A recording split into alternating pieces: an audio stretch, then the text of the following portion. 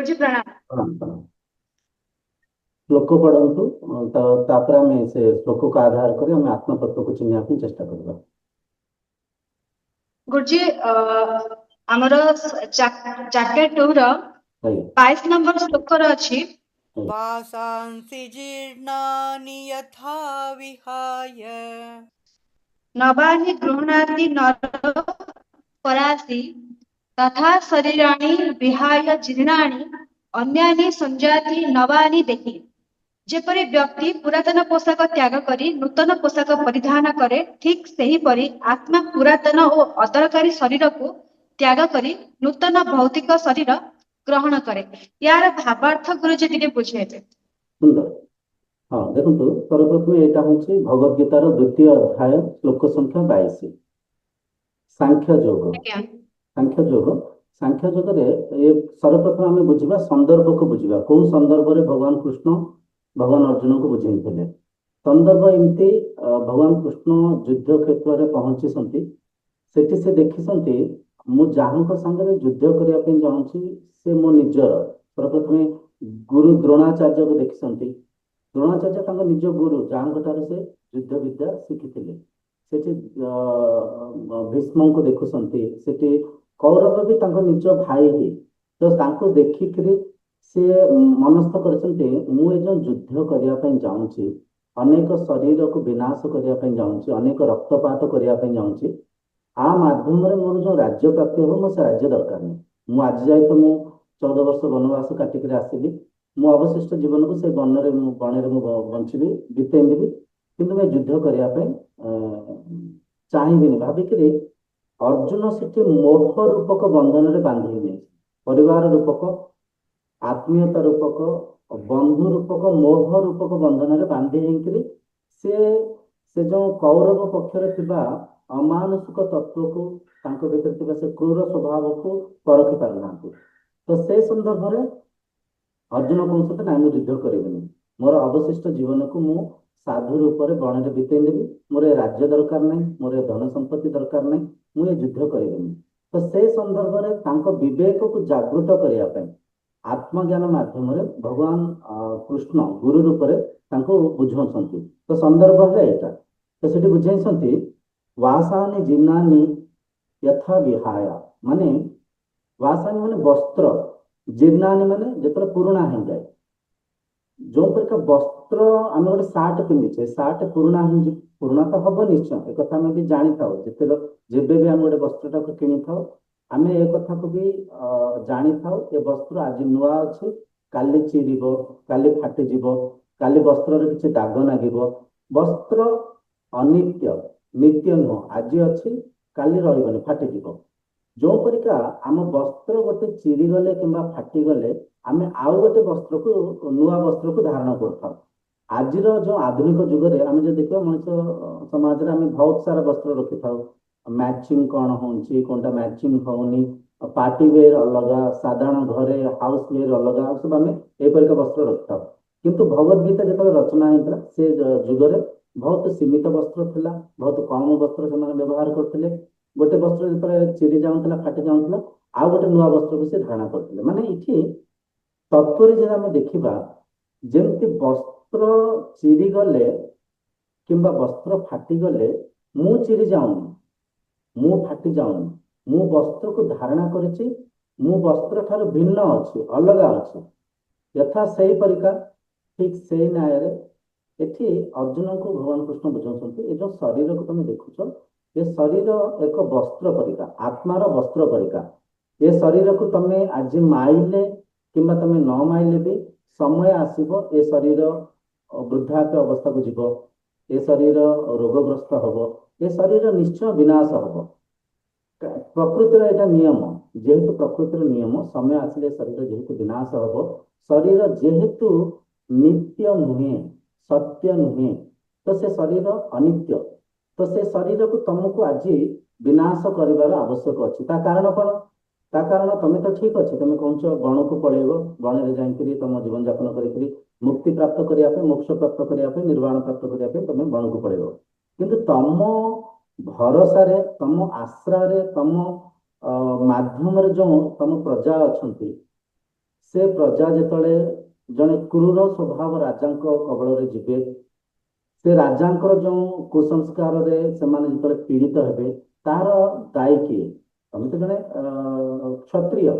କ୍ଷତ୍ରିୟ ଧର୍ମ ହେଲା ପ୍ରଜାଙ୍କୁ ସୁରକ୍ଷା ଦେବା, ପ୍ରଜାଙ୍କୁ ସୁବିଧା ଦେବା, ପ୍ରଜାଙ୍କ ଆବଶ୍ୟକତାକୁ ପୂର୍ତ୍ତି କରିବା, ପ୍ରଜାଙ୍କର ଯେଉଁ ଅସୁବିଧାକୁ ଦୂର କରିବା। ତ ତମେ ଯଦି ଇଏ ଧର୍ମକୁ ତ୍ୟାଗ କରି ତମେ ବଣକୁ ପଳେଇବ, ତମେ ସ୍ୱାର୍ଥୀ ହେଇଯିବନି କି? ତମେ ଠିକ ଅଛି, ତମେ ନିଜେ ଶାନ୍ତିରେ ଆନନ୍ଦରେ ରହିପାରିବ, କିନ୍ତୁ ତମ ପ୍ରଜାଙ୍କ କଥା ଭାବ। ତେଣୁକରି ହେ ଅର୍ଜୁନ, ଏଠି ଯେଉଁ ଶରୀରକୁ ଦେଖୁଛ, ଏ ଶରୀର ଆତ୍ମାର ବସ୍ତ୍ର ପରିକା। ଏ ଶରୀର ଆଜି ନହେଲେ କାଲି ନିଶ୍ଚୟ ବିନାଶ ହବ, ତ ତମେ ଯୁଦ୍ଧ କର। এইটা হচ্ছে ଆମେ ଭଗବତ ଗୀତାର ଷ୍ଟାଣ୍ଡ ପଏଣ୍ଟରୁ ଏ କଥାକୁ ଆମେ ବୁଝୁଛେ, କିନ୍ତୁ ତତ୍ତ୍ୱଜ୍ଞାନରେ ଆମେ ବୁଝିବା ପାଇଁ ଚେଷ୍ଟା କରିବା। ତତ୍ତ୍ୱଜ୍ଞାନରେ କାହିଁ ବୁଝିବା ପାଇଁ ଚେଷ୍ଟା କରିବା? ଆମ ଉଦ୍ଦେଶ୍ୟ ଆମେ ଯୁଦ୍ଧ କ୍ଷେତ୍ରରେ ନାହୁଁ, କିମ୍ବା ଆମେ କୌଣସି ଶରୀରକୁ ବିନାଶ କରିବା ପାଇଁ ଆମକୁ କିଏ ପ୍ରେରଣା ଦେଉନାହାନ୍ତି। ଆମ ଉଦ୍ଦେଶ୍ୟ ହେଲା ଆମେ ସାଧକ ରୂପରେ ସାଧନା ମାର୍ଗରେ ଅଛେ, ନିଜର ଆତ୍ମତତ୍ତ୍ୱକୁ ଚିହ୍ନିବା ପାଇଁ ପ୍ରୟାସ କରୁଛେ, ନିତ୍ୟ ପଦାର୍ଥକୁ ବୁଝିବା ପାଇଁ ଚେଷ୍ଟା କରୁଛେ। ତ ଏ ମାର୍ଗରେ ଆମେ ଯଦି ଏଇ ଶ୍ଲୋକକୁ ଆଉ ଟିକେ ଗଭୀର ଭାବରେ ବୁଝିବା ପାଇଁ ଚେଷ୍ଟା କରିବା, ଏଠି ଶ୍ଲୋକର ଅର୍ଥ ହେଉଛି ଯେମିତି ବସ୍ତ୍ର ଚିରିଗଲେ କିମ୍ବା ଫାଟିଗଲେ କିମ୍ବା ମଇଳା ହେଇଗଲେ କିମ୍ବା ପୁରୁଣା ହେଇଗଲେ ବସ୍ତ୍ର ସାଙ୍ଗରେ ଶରୀର ଫାଟେଇନି, ଶରୀର ଚିରେଇନି, ଶରୀର ଅନ୍ତ ହୁଏନି, ଠିକ ସେଇପରିକା ଏ ଯେଉଁ ସ୍ଥୂଳ ଶରୀରକୁ ଆମେ ଦେଖୁଛେ, ଏ ଯେଉଁ ଶରୀରକୁ ଦେଖୁଛେ, ଏ ଶରୀର ମଧ୍ୟ ଆତ୍ମାର ବସ୍ତ୍ର, ଆତ୍ମା ଧାରଣା କରିଥିବା ବସ୍ତ୍ର। ତ ଏ ଶରୀର ଅନିତ୍ୟ ପଦାର୍ଥ ଅଟେ। ଏ ଶରୀର ସମୟ ଆସିବ, ଶରୀରର ଅନ୍ତ ହବ, ଶରୀରର ବିନାଶ ହବ, କିନ୍ତୁ ଆତ୍ମା ଅଜର, ଆତ୍ମା ଅମର, ଆତ୍ମା ଅବିନାଶୀ। ଆଉ ସେ ଆତ୍ମା ହେଲେ ମୁଁ ମାନେ ମୋ ଜାଗାରେ ମୁଁ, ଆପଣ ଜାଗାରେ ଆପଣ। ଯିଏ ବି ଏ ଚର୍ଚ୍ଚାକୁ ଦେଖୁଛନ୍ତି, ଯିଏ ବି ସାଧନା ମାର୍ଗରେ ଅଛନ୍ତି, ଯିଏ ବି ଆତ୍ମତତ୍ତ୍ୱକୁ ଚିହ୍ନିବା ପାଇଁ ପ୍ରୟାସ କରୁଛନ୍ତି, ତାଙ୍କ ସତ୍ ସ୍ୱରୂପ ହେଲା ଆତ୍ମା। ତାଙ୍କ ଅସଲି ସ୍ୱରୂପ, ତାଙ୍କର ଅସଲି ଯେଉଁ ତତ୍ତ୍ୱ ହେଲା ଆତ୍ମା। ତେଣୁକରି ଆତ୍ମା ରୂପକ ସିଏ। ଗୁରୁଜୀ ମୋର ଗୋଟେ କ୍ୱେଶ୍ଚିନ୍ ଗୁରୁଜୀ ରହିଲା, ଯଦି ମୁଁ ଆତ୍ମା ତାହେଲେ ମୁଁ ଚିହ୍ନିବି କେମିତି ମୁଁ ଆତ୍ମା? ମୋ ସ୍ୱରୂପକୁ ଦେଖିବି କେମିତି ଆତ୍ମା? ନିଶ୍ଚୟ ନିଶ୍ଚୟ ନିଶ୍ଚୟ ଆମେ ଯାଉଛେ, ସେ ପାଖକୁ ଯାଉଛେ। ଏବେ ଏମିତି ବୁଝନ୍ତୁ, ମୁଁ ଆତ୍ମା, କିନ୍ତୁ ଜ୍ଞାନର ଅଭାବରୁ ଅବିଦ୍ୟା ଅସ୍ମିତାରେ ନିଜକୁ ମୁଁ ଦେହ ମାନିଛି, ନିଜକୁ ମୁଁ ଦେହ ମାନିଛି, ଶରୀର ମାନିଛି। ଶରୀରର ରୋଗକୁ ନିଜର ରୋଗ ମାନୁଛି, ଶରୀରର ପୀଡ଼ାକୁ, କଷ୍ଟକୁ, ଦୁଃଖକୁ ନିଜର ପୀଡ଼ା, ନିଜର କଷ୍ଟ, ନିଜର ମୃତ୍ୟୁ ମାନି ଦେଇଛି।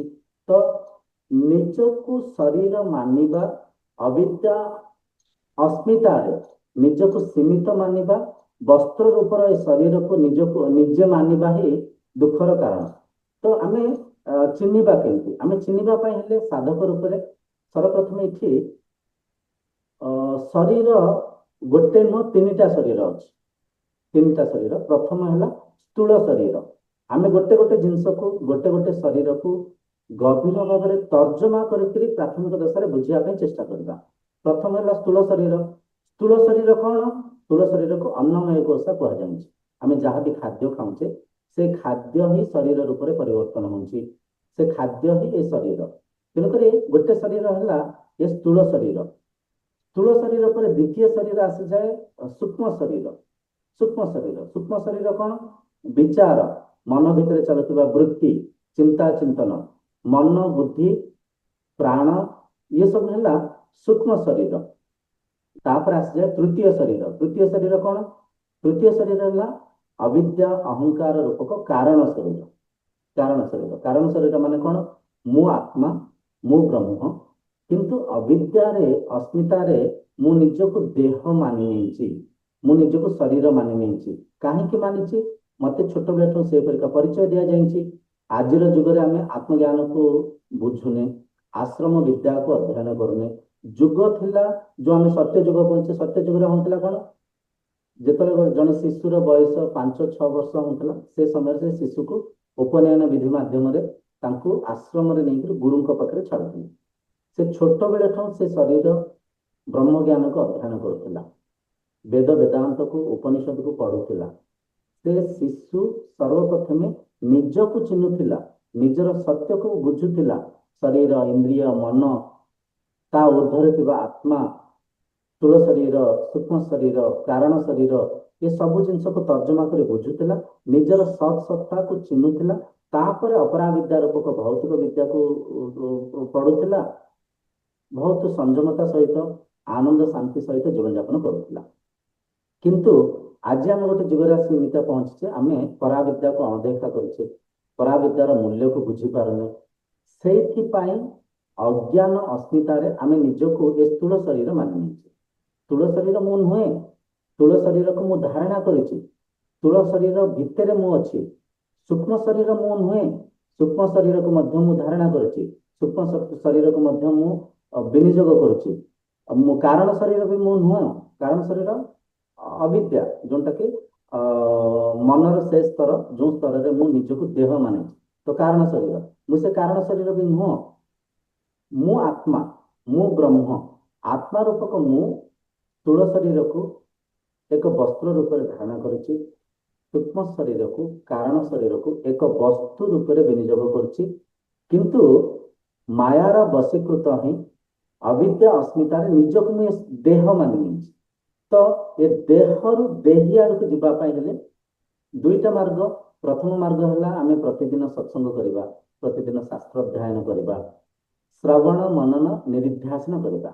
ଶ୍ରବଣ, ସତ୍ସଙ୍ଗ ମାଧ୍ୟମରେ, ଗୁରୁବାଣୀ ମାଧ୍ୟମରେ ଆମେ ବ୍ରହ୍ମଜ୍ଞାନକୁ ଶୁଣିଲେ, ମନ ଭିତରେ ତାକୁ ମନନ କଲେ, ମନରେ ଯାହା ବି ପ୍ରଶ୍ନ ଆସିବ ତତ୍ତ୍ୱଜ୍ଞାନୀ ଗୁରୁଙ୍କୁ ଆମେ ପଚାରିଲେ, ନିରିଧ୍ୟାସନ କଲେ, ସଙ୍ଗେ ସଙ୍ଗେ ମୁଁ ଆତ୍ମା କେମିତି କୋଉଠି ଏ ସତ୍ୟକୁ ଚିହ୍ନିବା ପାଇଁ ସାଧନା କରିବାର ଆବଶ୍ୟକ ଅଛି। ସାଧନା କରିବାର ଆବଶ୍ୟକ ଅଛି। ଆପଣ ପ୍ରତିଦିନ ପ୍ରାଣାୟାମ କରିବେ, ଆପଣ ପ୍ରତିଦିନ ଧାରଣା କରିବେ, ଧ୍ୟାନ ଘଟିତ ହବ, ସମାଧି ଘଟିତ ହବ। ଯେତେବେଳେ ମନ ରହିତ ସ୍ଥିତିକୁ ଯାଇକରି ନିଜ ସାଙ୍ଗରେ ନିଜେ ସମାହିତ ହୋଇପାରିବେ, ସେ ସ୍ଥିତିକୁ ଗଲେ ଆପଣ ବୁଝିପାରିବେ ମୁଁ ଦେହ ନୁହେଁ, ମୁଁ ଦେହୀ, ମୁଁ ଶରୀର ନୁହେଁ, ମୁଁ ଆତ୍ମା। ଗୁରୁଜୀ, ଗୋଟେ କ୍ୱେଶ୍ଚିନ୍ ରହିଲା, ଆମେ ମନକୁ କେମିତି ତାକୁ ଆମେ ପରଖି ପାରିବା, ମନକୁ କେମିତି ସ୍ଥିର କରିପାରିବା, ଯୋଉ ମାଧ୍ୟମରେ କି ଆମେ ନିଜକୁ ଆମେ ଦେଖିପାରିବା, ଆମେ ନିଜକୁ ଜାଣିପାରିବା, ଆଉ ଏ ଯୋଉ ଭୌତିକ ସଂସାରରେ ଯାହା କିଛି ବିତୁଛି ଆମେ ସବୁ ଜିନିଷକୁ ଆମେ ଗୋଟେ ଇନ୍ଦ୍ରିୟ ମାଧ୍ୟମରେ ନେଇକି ଆମେ ବହୁତ ଡିପ୍ରେସନ ଥାନ୍ତି, ଯୋଉଟା କି ମନ ସେ ସବୁ ଜିନିଷକୁ ଗୋଟେ ମନ ଗୋଟେ ସ୍ଥୂଳ ଗୋଟେ ଥଳି ରୂପରେ ଗୋଟେ ବ୍ୟବହାର କରୁଛି ଆମକୁ। ସେମିତି ଆକୁ କେମିତି ଆମେ ଗୋଟେ ନିଜକୁ ଅନ୍ତର୍ମୁଖୀ କରିକି ଆମେ ଆମ ମାର୍ଗକୁ ଆମେ ଯାଇପାରିବା, ଆମେ ନିଜକୁ ଦେଖିପାରିବା, ଯୋଉଟା କି ଆମେ ହିଁ ଆତ୍ମା, ଆମେ ସେଇ ଜିନିଷକୁ କେମିତି ନିଜକୁ ପରଖି ପାରିବା? ନିଶ୍ଚୟ, ବଢିଆ ପ୍ରଶ୍ନ। ଏଠି ସର୍ବପ୍ରଥମେ ହେଲା ଆମ ବିବେକକୁ ଜାଗ୍ରତ କରିବା। ବିବେକ କଣ? ମନର ସେ ସ୍ତର, ମନ ଜ୍ଞାନର ସ୍ପଷ୍ଟତାକୁ ଆମେ ବିବେକ କହିପାରିବା। ବିବେକ କଣ? ଏମିତି ବୁଝନ୍ତୁ, ଉଦାହରଣ ସ୍ୱରୂପ ଆମେ ଖାଦ୍ୟର ଆବଶ୍ୟକ ଅଛି ଶରୀରକୁ ବଞ୍ଚିତ ରଖିବା ପାଇଁ, ଶରୀରକୁ ଶକ୍ତି ସଞ୍ଚାରିତ କରିବା ପାଇଁ କିମ୍ବା ପୋଷକ ପଦାର୍ଥକୁ ଦେବା ପାଇଁ, ଶରୀରକୁ ଜୀବିତ ରଖିବା ପାଇଁ ଖାଦ୍ୟ ହେଲା ଏକ ମାଧ୍ୟମ। ଆଚ୍ଛା, ଆମେ ଖାଦ୍ୟରେ ଭଲ ମନ୍ଦକୁ ଯେତେବେଳେ ଜ୍ଞାନ ମାଧ୍ୟମରେ ଅର୍ଜନ କରିବା, ବୁଝିବା କୋଉ ଖାଦ୍ୟ ଶରୀର ପାଇଁ ଭଲ, କୋଉ ଖାଦ୍ୟ ଶରୀର ପାଇଁ ଭଲ ନୁହଁ, କ୍ଷତିକର, ଯେତେବେଳେ ଆମେ କଥାକୁ ଜ୍ଞାନ ମାଧ୍ୟମରେ ମନରେ ସ୍ପଷ୍ଟ ହବା, ସେତେବେଳେ ଖାଦ୍ୟ ପ୍ରତି ଆମ ବିବେକ ଜାଗ୍ରତ ହବ। ବିବେକ ଜାଗ୍ରତ ହବ ମାନେ କଣ? ଆମେ ସାତ୍ବିକ ଭୋଜନ ଖାଇବା, ଯୋଉ ଆଜିକାଲି ଖାଦ୍ୟରେ ଯୋଉ ଏସେନ୍ସ ଦିଆହଉଛି, ଫୁଡ କଲର ଦିଆଯାଉଛି, ପ୍ରିଜର୍ଭେଟିଭ ଆଇଟମ ଦିଆହଉଛି, ଏସବୁ ଜିନିଷକୁ ମାନେ ସ୍ୱାଦକୁ ଆମେ ପ୍ରାଧାନ୍ୟତା ଦେବାନି, ଶରୀରର ଆରୋଗ୍ୟକୁ ପ୍ରାଧାନ୍ୟତା ଦେବା, ଭଲ ଖାଦ୍ୟ ଖାଇବା। এটা ହଉଛି କେମିତି? ବିବେକ ମାଧ୍ୟମରେ। ବିବେକ ଜାଗୃତ ହଉଛି କେମିତି? ସ୍ପଷ୍ଟ ଜ୍ଞାନ ମାଧ୍ୟମରେ। ଭୋଜନ ପ୍ରତି ଜ୍ଞାନ ଯେମିତି ବଢିବ, ସେ ଜ୍ଞାନ ମାଧ୍ୟମରେ ଆମ ଭିତରେ ବିବେକ ଜାଗୃତ ହବ। ଠିକ ସେମିତି ଏ ବ୍ରହ୍ମ ଜ୍ଞାନ ରୂପରେ, ମାନେ ବ୍ରହ୍ମ ଜ୍ଞାନ ରୂପକ ଏ ଅମୂଲ୍ୟ ଜ୍ଞାନକୁ ଯେତେବେଳେ ଆମେ ପ୍ରତିଦିନ ଅଧ୍ୟୟନ କରିବା, ଆମ ମନରେ ବିବେକକୁ ଯେତେବେଳେ ଆମେ ଜାଗୃତ କରିବା, ଆମେ ପରଖିବା କଣ ନିତ୍ୟ, କଣ ଅନିତ୍ୟ, କଣ ପରିବର୍ତ୍ତନ ହଉଛି, କଣ ପରିବର୍ତ୍ତନ ହଉନି, ମୁଁ କିଏ, ମୁଁ କୋଉଠି ଅଛି, ମୁଁ ଆତ୍ମା। ଠିକ ଅଛି, ଏଠି କୁହାଯାଉଛି ମୁଁ ଆତ୍ମା। ଏଠି ଏକଥା ବି ବାରମ୍ବାର କୁହାଯାଉଛି ମୁଁ ଅଜର, ମୁଁ ଅମର, ମୁଁ ଅବିନାଶୀ। କିନ୍ତୁ ମୁଁ ତ ଦେଖୁଛି ଅନେକ ଶରୀର ମଧ୍ୟରେ ଦେହାନ୍ତ ହେଇଯାଉଛନ୍ତି, ସେମାନେ ଅଦୃଶ୍ୟ ହେଇଯାଉଛନ୍ତି। ତାହେଲେ ମୃତ୍ୟୁ ଯଦି ଶରୀରକୁ ହଉଛି, ତାହେଲେ ଏ ଦେହ ବି ଦିନ ଆସିବ ମୃତ୍ୟୁ ହବ। ତାହେଲେ ମୁଁ ଅଜର କେମିତି, ମୁଁ ଅମର କେମିତି? ଦେହ ତ ମୃତ୍ୟୁ ହଉଛି। ତ ଆମେ ବିବେକକୁ ଜାଗ୍ରତ କରି ପରଖିବାର ଅଛି। ଆମେ ପରଖିବା ଦେହ ମୃତ୍ୟୁ ଯଦି ହଉଛି, ଦେହ ମୃତ୍ୟୁ କେମିତି ହଉଛି, ପରିବର୍ତ୍ତନ ହଉଛି। ଆମେ ଦେଖିବା ଛୋଟ ଠାରୁ ଆଜି ଯାଏ ଆମର ଯୋଉ ଶରୀରକୁ ଯଦି ଆମେ ଫଟୋକୁ ଉଠେଇକି ଦେଖିବା, ନିଶ୍ଚୟ ପ୍ରତି ମୁହୂର୍ତ୍ତରେ ଶରୀର ପରିବର୍ତ୍ତନ ହେଉଛି। ସ୍ଥୂଳ ଶରୀରକୁ ପରଖିଲା ପରେ ଆମେ ଧୀରେ ଧୀରେ ସୂକ୍ଷ୍ମ ଶରୀରକୁ ପରଖିବା। ସୂକ୍ଷ୍ମ ଶରୀର ବିଚାର, ଅନେକ ବୃତ୍ତି, ଅନେକ ରାଗ ଦ୍ୱେଷରେ ମନକୁ ଆମେ ବାନ୍ଧିକି ରଖିଛେ, ବିଭିନ୍ନ ବିଚାରରେ ଆମେ ହଜିମଜିକିରି ଅଛେ। ତ ମନକୁ ଯେତେବେଳେ ଶାନ୍ତ ହେଇକିରି ପରଖିବା, ଆମେ ଗୋଟେ କଥାକୁ ବୁଝିପାରିବା, ଯେତେବେଳେ ଆମେ ଶୟନ ଅବସ୍ଥାକୁ ପଳାଉଛେ, ଶୋଇ ପଡୁଛେ, ବିଚାର ବି ଶାନ୍ତ ହେଇଯାଉଛି, ନିର୍ବିଚାର ସ୍ଥିତିକୁ ବି ଆମେ ପଳାଉଛେ। ଯେତେବେଳେ ଆମେ ଗାଢ ନିଦ୍ରା ଅବସ୍ଥାକୁ ପଳାଉଛେ, ସେଠି କାରଣ ଶରୀର ବି ଅଦୃଶ୍ୟ ହେଇଯାଉଛି। କାରଣ ଶରୀର ମାନେ ଅହଙ୍କାର, ମୁଁ ଯୋଉ ଦେହ ମାନିଥିଲି, ମୁଁ ଯୋଉ ନାମରେ, ରଙ୍ଗରେ, ଆକାର ଆକୃତିରେ, ଜାତି ଧର୍ମରେ ନିଜକୁ ମୁଁ ଚିହ୍ନିଥିଲି, ସେ କାରଣ ଶରୀର ବି ସେଠି ଅଦୃଶ୍ୟ ହେଇଯାଉଛି। କିନ୍ତୁ ନିଦ୍ରା ଅବସ୍ଥାରେ ମୁଁ ଅଛି କି? ମୁଁ ନାହିଁ କହିପାରିବିନି, ମୁଁ ଅଛି। ଯଦି ନିଦ୍ରା ଅବସ୍ଥାରେ ମୁଁ ଅଛି କିନ୍ତୁ ମୋ ଭିତରେ କୌଣସି ବିକାର ବୃତ୍ତି ନାହିଁ, କୌଣସି ରାଗ ଦ୍ୱେଷ ନାହିଁ, ତାହେଲେ ସେ ସ୍ଥିତି କଣ ହଉଛି?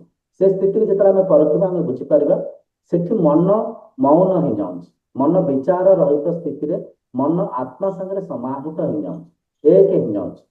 ଯେତେବେଳେ ଏ କଥାକୁ ଆମେ ବୁଝିପାରିବା, ତ ସେଠି ଆମେ ଏ କଥାକୁ ବି ଧରିପାରିବା, ବୁଝିପାରିବା ସେଠି ଆଉ କାରଣ ଶରୀର ନାହିଁ, ସେଠି ଆଉ ସୂକ୍ଷ୍ମ ଶରୀର ନାହିଁ, ସେଠି ଆଉ ସ୍ଥୂଳ ଶରୀର ନାହିଁ। ଏ ତିନିଟା ଶରୀର ନଥିବା ସତ୍ତ୍ୱେ ମୁଁ ଅଛି।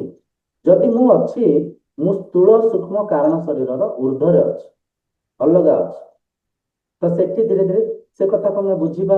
ଏ କଥାକୁ ନେଇକିରି, ଏ ବିବେକକୁ ଜାଗୃତ କରିକି ଏ କଥାକୁ ନେଇକି ଆମେ ଗୁରୁଙ୍କୁ ପଚାରିବା, ନିଦ୍ରା ଅବସ୍ଥାରେ କଣ ହଉଛି?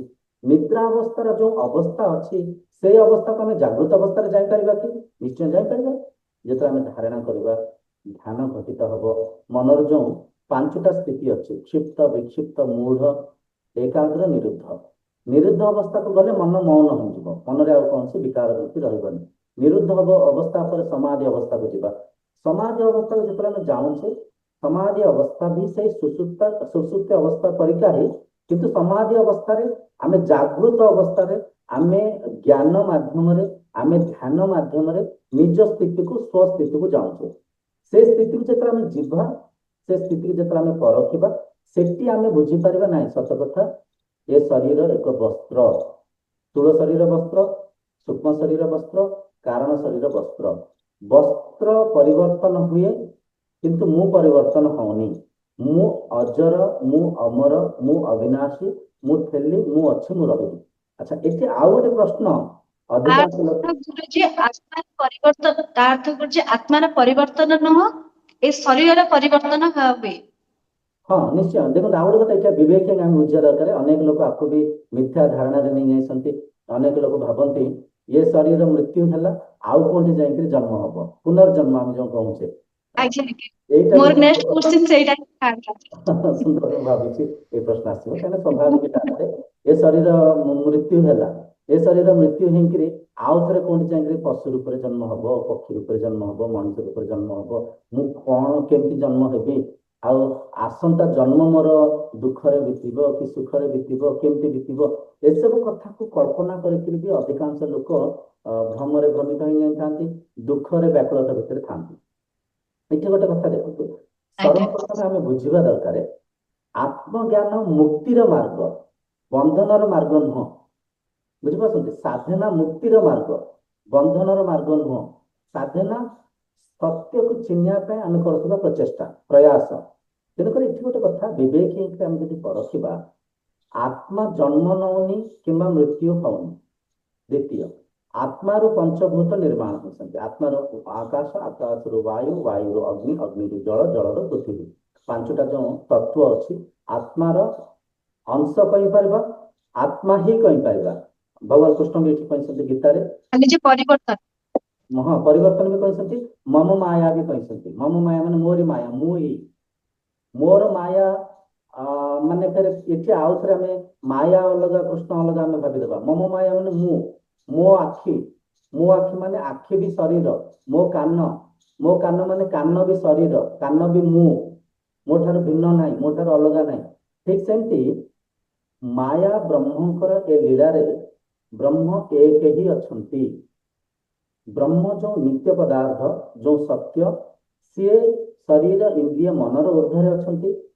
ତାଙ୍କ ଠାରୁ ପଞ୍ଚଭୂତ ନିର୍ମାଣ ହେଇଛି, ପଞ୍ଚଭୂତରେ ପ୍ରପଞ୍ଚ ନିର୍ମାଣ ହେଇଛି, ଏ ପ୍ରକୃତି ନିର୍ମାଣ ହେଇଛି।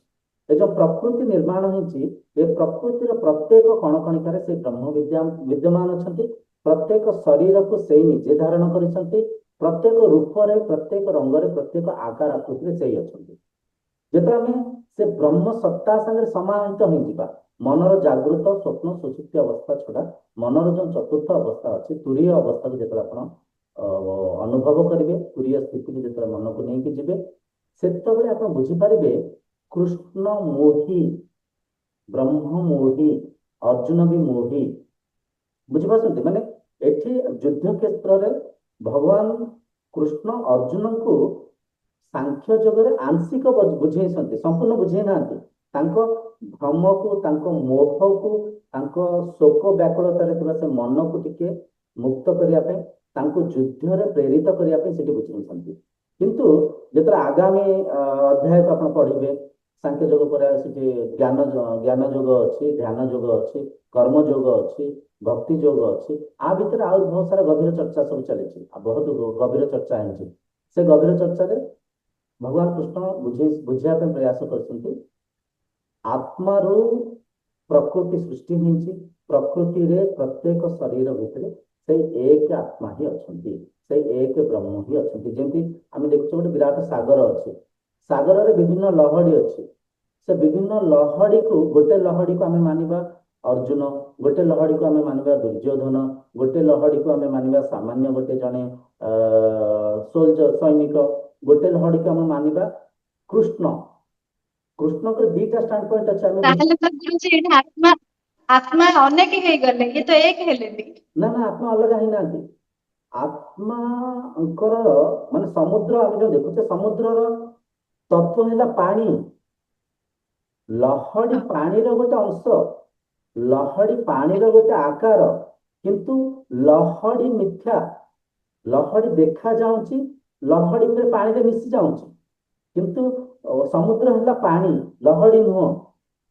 ବୁଝିପାରୁଛନ୍ତି? ଯେମିତି ସମୁଦ୍ରର ତତ୍ଵ ହେଲା ପାଣି, ସେମିତି ସେଠି ଯୋଉ ଯୁଦ୍ଧ କ୍ଷେତ୍ରରେ ଠିଆ ହେଇଛନ୍ତି ସମସ୍ତେ ସେ ଗୋଟିଏ ବ୍ରହ୍ମ ସତ୍ତାକୁ ଆଧାର କରିକି ପ୍ରତ୍ୟେକ ଶରୀର ସେଠି ପରିଚାଳନା ହେଉଛନ୍ତି।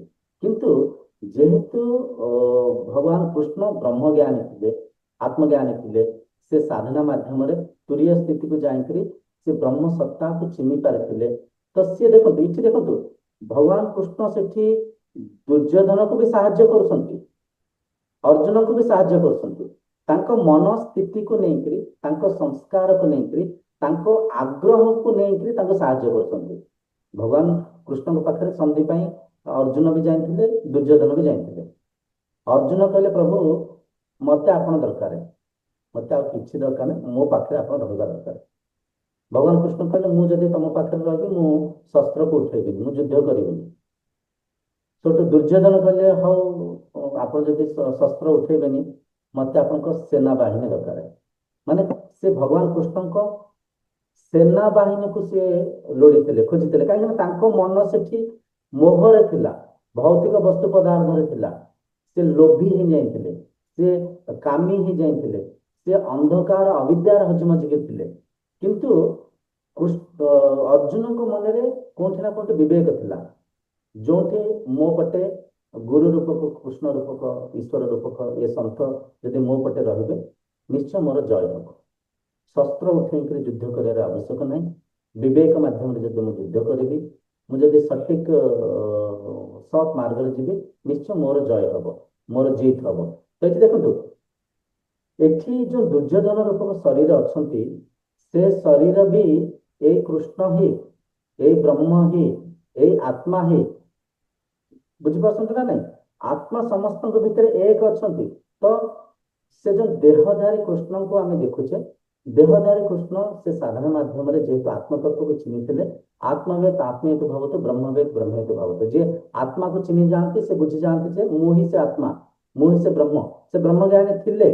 ଆଚ୍ଛା, ସେ ଯୋଉ ଅବିବେକୀ ଶରୀର, ଯୋଉ ଲୋଭ ମୋହରେ ବାନ୍ଧି ହେଇଥିବା ଯୋଉ ଦୁର୍ଯ୍ୟୋଧନ ରୂପକ ଶରୀରକୁ ବିନାଶ କରିବା ପାଇଁ ଏଇଥିପାଇଁ ଚେଷ୍ଟା କରୁଥିଲେ, ଯେତେବେଳେ ବି ଅନ୍ଧକାର ଅବିଦ୍ୟା ଏ ସଂସାରକୁ ବିନାଶ ଆଡକୁ ନେଇକି ଯାଏ, ଯେତେବେଳେ ବି ଏ ସଂସାରରେ ମାୟା ପ୍ରବଳିତ ହୁଏ ସେ ସମୟରେ କିଛି ନା କିଛି ବିବେକୀ ଶରୀର କିଛି ନା କିଛି ସନ୍ଥ କିଛି ନା କିଛି ସାଧୁ ଆଉ ଥରେ ତାଙ୍କ ବିବେକକୁ ଜାଗୃତ କରି ଧର୍ମର ସ୍ଥାପନା କରିବା ପାଇଁ ଶାନ୍ତିର ସ୍ଥାପନା କରିବା ପାଇଁ ସେ ଅଧର୍ମୀ ଶରୀରକୁ ବିନାଶ କରିଥାନ୍ତି ଆଉ ଅଧର୍ମକୁ ବିନାଶ କଲେ ହିଁ ଆଉ ଥରେ ଶାନ୍ତିର ସ୍ଥାପନା ହେଇଥାଏ ଆଉ ଥରେ ମାନେ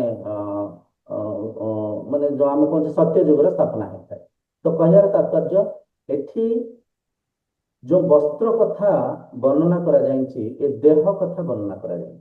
ଆମେ ଯେହେତୁ ସାଧନା ମାର୍ଗରେ ସାଧକ ରୂପରେ ଅଛେ ଆମେ ବୁଝିବା ଦରକାର ନିହାତି ଏ ସତ୍ୟକୁ ଜାଣିବା ଦରକାର ମୁଁ ଦେହ ନୁହେଁ ଦେହୀ। ଆଚ୍ଛା ଯେତେବେଳେ ସେ ଆତ୍ମ ତତ୍ଵକୁ ଚିହ୍ନି ଦେବେ ବୁଝିପାରିବେ ସେ ସ୍ଥିତିକୁ ଗଲା ପରେ ଏ ଶରୀର ଥିବ ଆମେ କହିବାନି ଶରୀର ଅନ୍ତ ହେଇଯିବ ସେ ସ୍ଥିତିକୁ ଗଲା ପରେ ଆମେ ବୁଝିପାରିବା ମୁଁ ସୀମିତ ଏଇ ଶରୀର ଭିତରେ ନୁହଁ ମୁଁ ଅସୀମ ପ୍ରତ୍ୟେକ ଶରୀର ଭିତରେ ଅଛି। ମୁଁ ଯୋଉ ମାଛ ଦେଖୁଛି କୁକୁଡ଼ା ଦେଖୁଛି ଛେଳି ଦେଖୁଛି ମୁଁ ଯୋଉ ଭଲ ଶରୀର ଦେଖୁଛି କିମ୍ବା ମୁଁ ଯୋଉ ମନ୍ଦ ଶରୀର ଦେଖୁଛି ସମସ୍ତଙ୍କ ଭିତରେ ମୁଁ ହିଁ ଅଛି। ମୋ ଛଡା କିଞ୍ଚିତ ବି ଏ ସଂସାରରେ କିଛି ବି ନାହିଁ। ଶରୀର ଅନ୍ତ ହେଇପାରେ ଶରୀର ଯେହେତୁ ବସ୍ତ୍ର ଚିରିପାରେ ଫାଟିପାରେ ବସ୍ତ୍ର ବିନାଶ ହେଇପାରେ କିନ୍ତୁ ମୁଁ ଅପରିବର୍ତ୍ତନୀୟ ଶକ୍ତି ମୋର ପରିବର୍ତ୍ତନ ହବନି। ତ ଏଠି ଯୋଉ ଆପଣଙ୍କର ଗୋଟେ ମନରେ ଯୋଉ ଆସିଥିଲା ପ୍ରଶ୍ନ ଆସିଥିଲା ଜୀବାତ୍ମା ଆଉ କୋଉଠି ଯାଇକରି ଜନ୍ମ ନେଉଛି ଏଇଟା ମିଛ କଥା ଏଇଟା ଅଜ୍ଞାନ। ପ୍ରତ୍ୟେକ ଶରୀର ଭିତରେ ସେଇ ଏକ ଆତ୍ମା ହିଁ ବିଦ୍ୟମାନ ଅଛନ୍ତି ସେ ମୁଁ ହିଁ ବିଦ୍ୟମାନ ଅଛି। ଯେତେବେଳେ ସାଧନାର ସେ ସ୍ତରକୁ ଯାଇକରି ନିଜର ସତ୍ ସତ୍ତାକୁ ଚିହ୍ନି ଦେବେ ବୁଝିଦେବେ ସେତେବେଳେ ଅନିତ୍ୟରୁ ନିତ୍ୟ ଆଡକୁ ଯିବେ ଅସତ୍ୟରୁ ସତ୍ୟ ଆଡକୁ ଯିବେ ମୃତ୍ୟୁରୁ ଅମୃତତ୍ୱକୁ ପ୍ରାପ୍ତ କରିବେ ଆଉ ବୁଝିପାରିବେ ମୁଁ ଅଜର ମୁଁ ଅମର ମୁଁ ଅବିନାଶୀ। ବୁଝିପାରୁଛନ୍ତି ଆଉ ସେ ସ୍ତରରେ ଭେଦ ତାର୍ଥ ଗୁରୁଜୀ ଆଜ୍ଞା। ତାର୍ଥ ଗୁରୁଜୀ ଏଇଠି ପୁନର୍ଜନ୍ମର କିଛି ଯଥାର୍ଥ ନାହିଁ କି ପୁନର୍ଜନ୍ମ ଏଇଠି ଏଇଟା ପୁନର୍ଜନ୍ମ ଯୋଉ କୁହନ୍ତି ମରିଗଲେ ପୁଣି ଜନ୍ମ ହୁଏ ଏଇଟା ସମ୍ପୂର୍ଣ୍ଣ ଭାବେ ମିଥ୍ୟା। ସମ୍ପୂର୍ଣ୍ଣ ଭାବେ କେବଳ ମିଥ୍ୟା। ମୁଁ ଥିଲି ମୁଁ ରହିଛି ମୁଁ ସେଇଟା ରହିବି ମଧ୍ୟ କେବଳ ଏ ଶରୀରର ଯୋଉ ପରିବର୍ତ୍ତନ ହୁଏ ୟାକୁ ହିଁ କୁହନ୍ତି ଯେ ପୁନର୍ଜନ୍ମ। ହଁ ଶରୀର ପରିବର୍ତ୍ତନ ମାନେ କଣ ସେ ପରିବର୍ତ୍ତନକୁ ଆମେ ଟିକେ ଭଲ କିନା ବୁଝିବାର ଆବଶ୍ୟକ ଅଛି। ଆମେ ବୁଝିଛେ ଆତ୍ମାରୁ ଆଜ୍ଞା ପଞ୍ଚଭୂତ ଜନ୍ମ ହେଇଛି ପଞ୍ଚଭୂତରେ ପ୍ରପଞ୍ଚ ନିର୍ମାଣ ହେଇଛି ତ ପଞ୍ଚଭୂତ ହିଁ ପ୍ରପଞ୍ଚ ମମ ମାୟା କୁହାଯାଇଛି ମମ ମାୟା ମୋ ମାୟା କିମ୍ବା ମୁଁ ହିଁ ମାୟା ମାୟା ବି ମୁଁ ଯେମିତି ଆମେ ସ୍ୱପ୍ନ ସଂସାରକୁ ଦେଖୁଛେ ସ୍ୱପ୍ନ ସଂସାରରେ ଆମେ ଗୋଟେ ଭାଲୁ ଦେଖୁଛେ ବାଘ ଦେଖୁଛେ ମଣିଷ ଦେଖୁଛେ ନିଜକୁ ବି ଦେଖୁଛେ ସ୍ୱପ୍ନ ସଂସାରରେ ଯାହା କିଛି ଦେଖୁଛେ ସେ ସବୁର ଆଧାର ମୁଁ ମୋ ଭିତରେ ସ୍ୱପ୍ନ ସଂସାର ପରିଚାଳନା ହଉଛି ମୁଁ ହିଁ ସ୍ୱପ୍ନ ସଂସାରକୁ ନିର୍ମାଣ କରିଛି। ସ୍ୱପ୍ନ ସଂସାର ହେଲା ମସ୍ତିଷ୍କ ଭିତରେ ଚାଲୁଥିବା ବିଚାର ଯେମିତି ସ୍ୱପ୍ନ ସଂସାରର ଆଧାର ମୁଁ କିନ୍ତୁ ଅବିଦ୍ୟା ଅସ୍ମିତାରେ ସ୍ୱପ୍ନ ଭିତରେ ଥିବା ସେ ଯୋଉ ସୂକ୍ଷ୍ମ ଶରୀରକୁ ମୁଁ ନିଜେ ମାନି ନେଇଥାଏ ତା ଭିତରେ କିଏ ଭଲ କିଏ ମନ୍ଦ ଏ ରୂପରେ ଆମେ ପରଖୁଥାଉ। ଠିକ ସେମିତି ଏ ଯୋଉ ଜାଗୃତ ସଂସାରର ଆଧାର ମଧ୍ୟ ମୁଁ ଯାହା ବି ଦେଖୁଛି ପ୍ରତ୍ୟେକ ଶରୀର ମୁଁ ପ୍ରତ୍ୟେକ ଶରୀର ଭିତରେ ମୁଁ ହିଁ ଅଛି କିନ୍ତୁ ଅବିଦ୍ୟାରେ ଭୌତିକ ଜ୍ଞାନରେ ବ୍ରହ୍ମ ଜ୍ଞାନର ଅଭାବରୁ ମୁଁ ନିଜକୁ ସୀମିତ ମାନିଛି। ଆଉ ବହୁତ ସାରା ଗପ କାହାଣୀ ଆମେ ଶୁଣିଛେ ବହୁତ ଲୋକ କହିଥାନ୍ତି ପୁନର୍ଜନ୍ମ ମାନେ ଜନ୍ମ ମୃତ୍ୟୁ ବନ୍ଧନରୁ ମୁକ୍ତ ହବା ପାଇଁ ବ୍ରହ୍ମ ଜ୍ଞାନ ଏକ ମାଧ୍ୟମ ଆତ୍ମଜ୍ଞାନ ଏକ ମାଧ୍ୟମ। ତ ମାଧ୍ୟମ କଣ ମାଧ୍ୟମ ମାନେ ମୁଁ ବୁଝିବା ଆମେ ସତ୍ୟକୁ ଚିହ୍ନିବା ସତ୍ୟ ପାଖରେ ପହଞ୍ଚିବା ପାଇଁ ପ୍ରଚେଷ୍ଟା କରିବା ପ୍ରୟାସ କରିବା ବାରମ୍ବାର ମନରେ ମନନ କରିବା ମୁଁ କିଏ ମୁଁ କୋଉଠି ଅଛି ମୁଁ ଆତ୍ମା ରୂପରେ କେମିତି ଅଛି ମୁଁ ପଞ୍ଚଭୂତକୁ କେମିତି ନିର୍ମାଣ କରିଛି ମୁଁ ପଞ୍ଚଭୂତର ଆଧାରରେ କେମିତି ଅଛି ଏ ପ୍ରକୃତି ଏ ପଞ୍ଚଭୂତ ମୋ ଭିତରେ କେମିତି ଦୃଶ୍ୟମାନ ହଉଛନ୍ତି। ତ ବାରମ୍ବାର ଯେତେବେଳେ ବିବେକକୁ ଜାଗୃତ କରି ଆମେ ତର୍ଜମା କରିବା ସାଧନାକୁ ମାଧ୍ୟମ କରି ଆମେ ନିଜଠାରୁ ଶରୀର ଇନ୍ଦ୍ରିୟ ମନର ঊର୍ଦ୍ଧ୍ୱକୁ ଯିବା ପାଇଁ ଚେଷ୍ଟା କରିବା ନିଜର ସତ୍ ସତ୍ତା ସାଙ୍ଗରେ ସମାହିତ ହବା ପାଇଁ ଚେଷ୍ଟା କରିବା ସେ ସ୍ତରକୁ ଗଲେ ଆମେ ବୁଝିପାରିବା ଜନ୍ମ ମୃତ୍ୟୁ ବନ୍ଧନରୁ ଊର୍ଦ୍ଧ୍ୱରେ ମୁଁ ଅଛି ମୋର ମୃତ୍ୟୁ ହବନି କିମ୍ବା ମୋର ଜନ୍ମ ହୁଏନି ମୁଁ ଅଜନ୍ମା ମୁଁ ଅଜର ମୁଁ ଅମର ମୁଁ ଅବିନାଶୀ ଦେହ ଜନ୍ମ ହଉଛି କିନ୍ତୁ ମୁଁ ପ୍ରତ୍ୟେକ ଶରୀର ଭିତରେ ମୁଁ ହିଁ ଅଛି ଯେମିତି ସ୍ୱପ୍ନ ଅବସ୍ଥାରେ ପ୍ରତ୍ୟେକ ସ୍ୱପ୍ନର କଣକଣିକା ମୋ ଭିତରେ ଥିଲା ମୁଁ ଥିଲି ସେମିତି ଏ ଜାଗୃତ ସଂସାରକୁ ଇନ୍ଦ୍ରିୟଙ୍କ ମାଧ୍ୟମରେ ମନ ଦ୍ୱାରା ଆତ୍ମା ରୂପକ ମୁଁ ହିଁ ଦେଖୁଛି ମୁଁ ପ୍ରତ୍ୟେକ ଶରୀର ଭିତରେ ଅଛି। तो से स्तर को जाइए सत्य को जो चिन्ह पारे जन्म मृत्यु बंधन मुक्त होंगे। तो प्रति प्रति मुहूर्त स्थूल शरीर भी परिवर्तन होची। स्थूल शरीर परिवर्तन होची माने कौन पुराना शरीर मरुची नुआ शरीर जन्म होची। प्रतिदिन आम भितर अनेक कोशिका सेल्स आम जब कहते सेल्स मरुची अनेक नुआ सेल्स निर्माण होची। जो आम सुसुप्ति अवस्था को पलाऊचे सूक्ष्म शरीर कारण शरीर भी मृत्यु हो जाऊे अदृश्य हो जाऊे एक कथा को आम प्रतिदिन अनुभव करुचे किंतु ज्ञानर अभाव एक कथा को धरी पार। तो चर्चार उद्देश्य है जो आम कहे एठी जन्म नहीं फिर मृत्यु नहीं आउ कौटी जन्म नवा यहाँ मिछ कथा किछिटा शास्त्र रे पुराण रे किछिटा व्याख्या ये दि जाए जड़े व्यक्ति को भल मार्ग को आने साधना मार्ग को आने जो संस्कार को परिवर्तन करने किछिटा गप कहानी भी लिखाई जन्म मृत्यु बंधन मुक्त हाँपाई आपको सत्य को चिन्ह पड़ो आत्मज्ञान को श्रवण करा पड़ो ब्रह्म सत्ता को चिन्ह पड़ो तेणुक जन्म मृत्यु बंधन आप मुक्त एवं भी मुक्त ही अच्छा मनर स्तर रे ज्ञानर स्तर रे बांधी अच्छा बुझीपार।